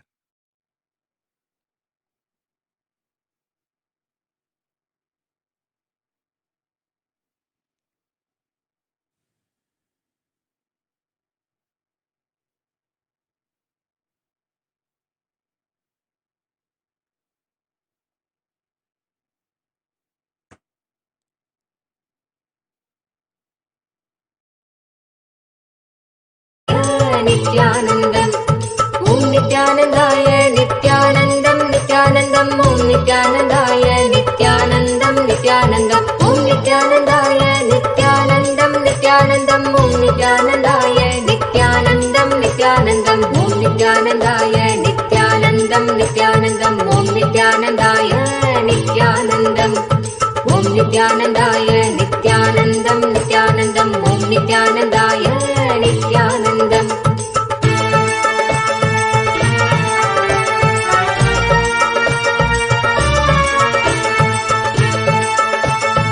Nithyanandaya, Nithyanandam, Nithyanandaya,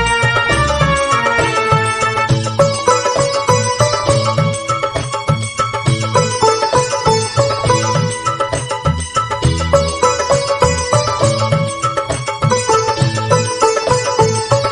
Om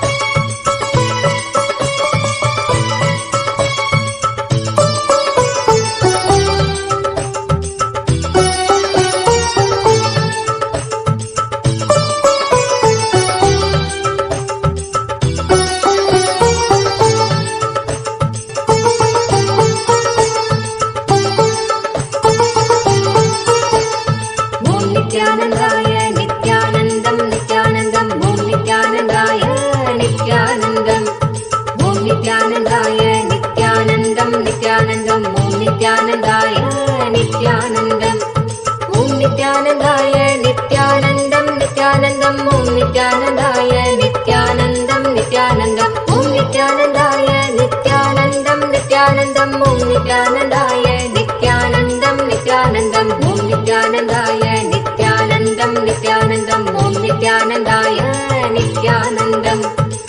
Nithyanandaya, Nithyanandam, नित्यानन्दाय नित्यानन्दम्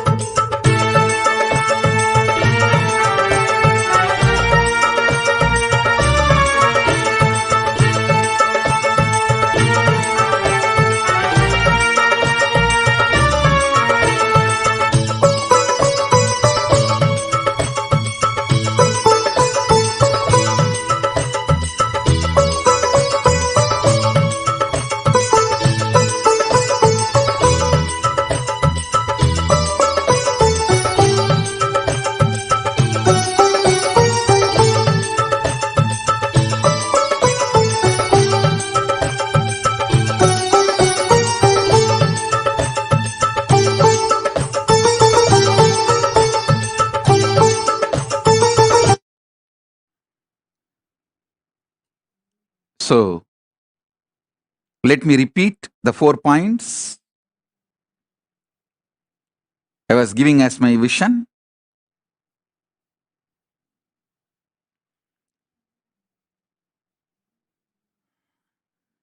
For a successful Kailasa ecosystem,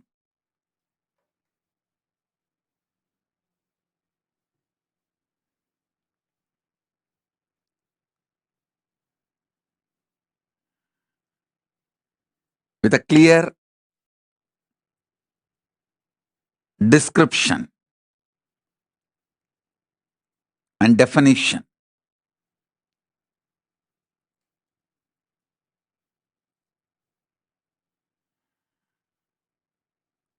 first point, all the 3 orders to have a separate campus, like male sannyasa order, female sannyasa order, grihastha order. All 3 self-sustaining. See, when I say male sannyasa order, it includes all the individual single male, like Rudras, Bhairava, Yoga,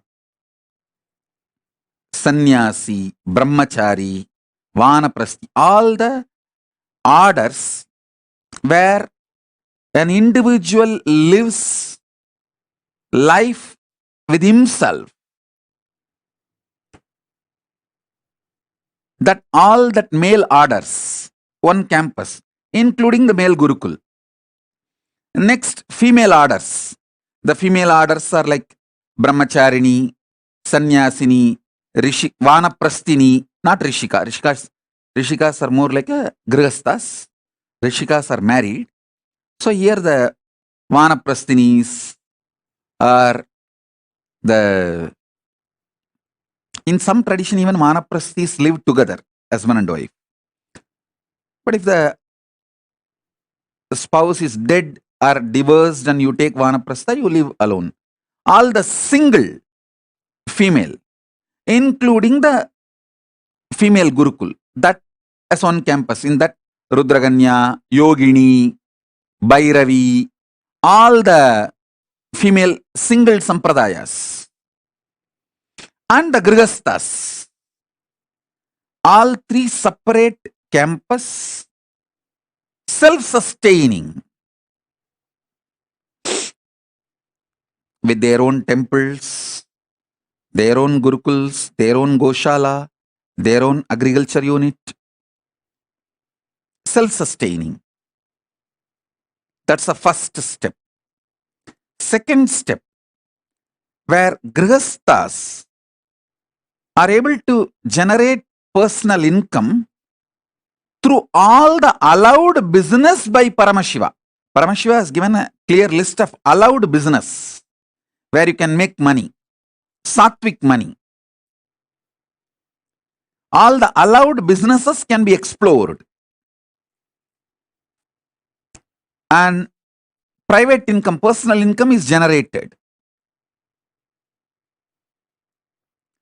Where it's like a win-win. You strengthen the Kailasa and Kailasa also strengthens you. Win-win.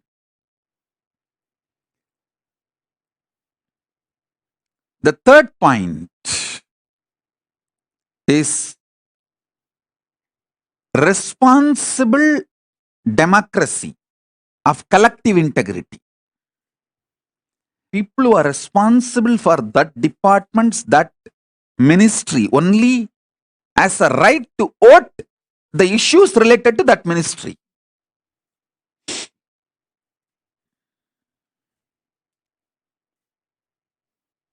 So all the mess ups of the democracy is eliminated. Criminal negligence can be minimized or drastically reduced, literally removed. And the fourth point is intense spiritual inspiration, experiential Kailasa lifestyle. This four will make successful Kailasa ecosystems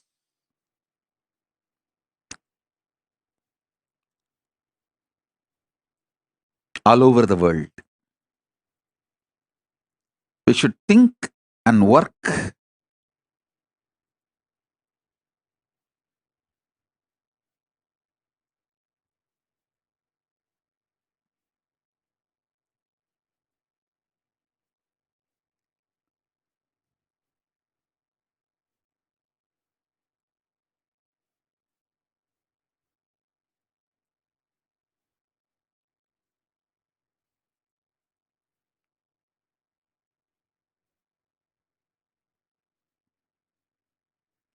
to make the Kailasa ecosystems all over the world.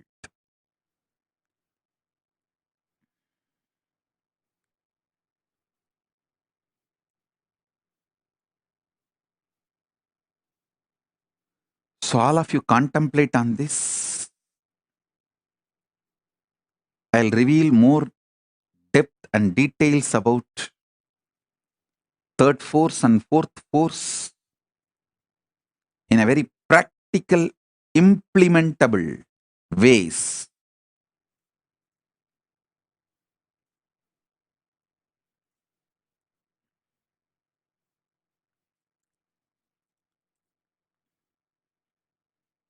So with this,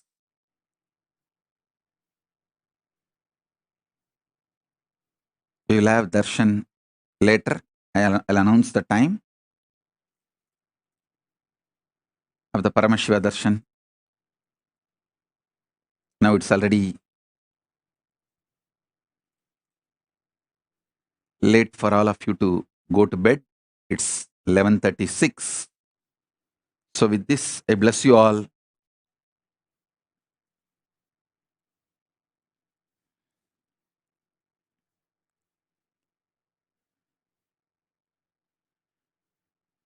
Let's all radiate with integrity, authenticity, responsibility, enriching cause. Living Paramadvaitam, Shuddhadvaita Saivam. The state, space, powers, being, superconsciousness, and Kailasa of Paramashiva, Paramashivoham, Om Nithyananda Paramashivoham, the eternal bliss, Nithyananda. Thank you. Be blissful.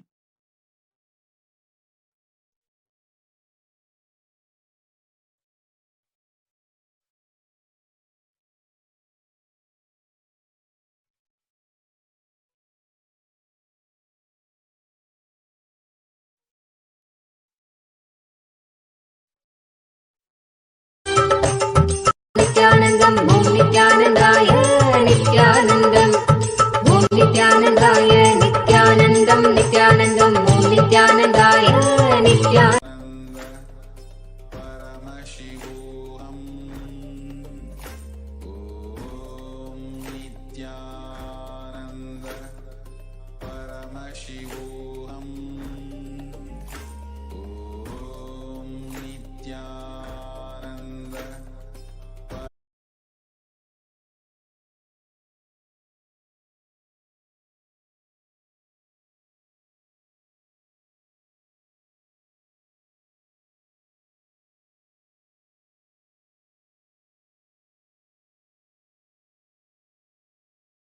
The Paramashivam. Let's start with the Sadguru Vandanam. Nithyanandam Paramasukhanam Kevalam Jnanamurtim द्वन्द्वातीतं गगनसदृशं तत्त्वमस्यादिलक्ष्यम् एकं नित्यं विमलमचलं सर्वदी साक्षिभूतं भावातीतं त्रिगुणरहितं सद्गुरुं तं नमामि।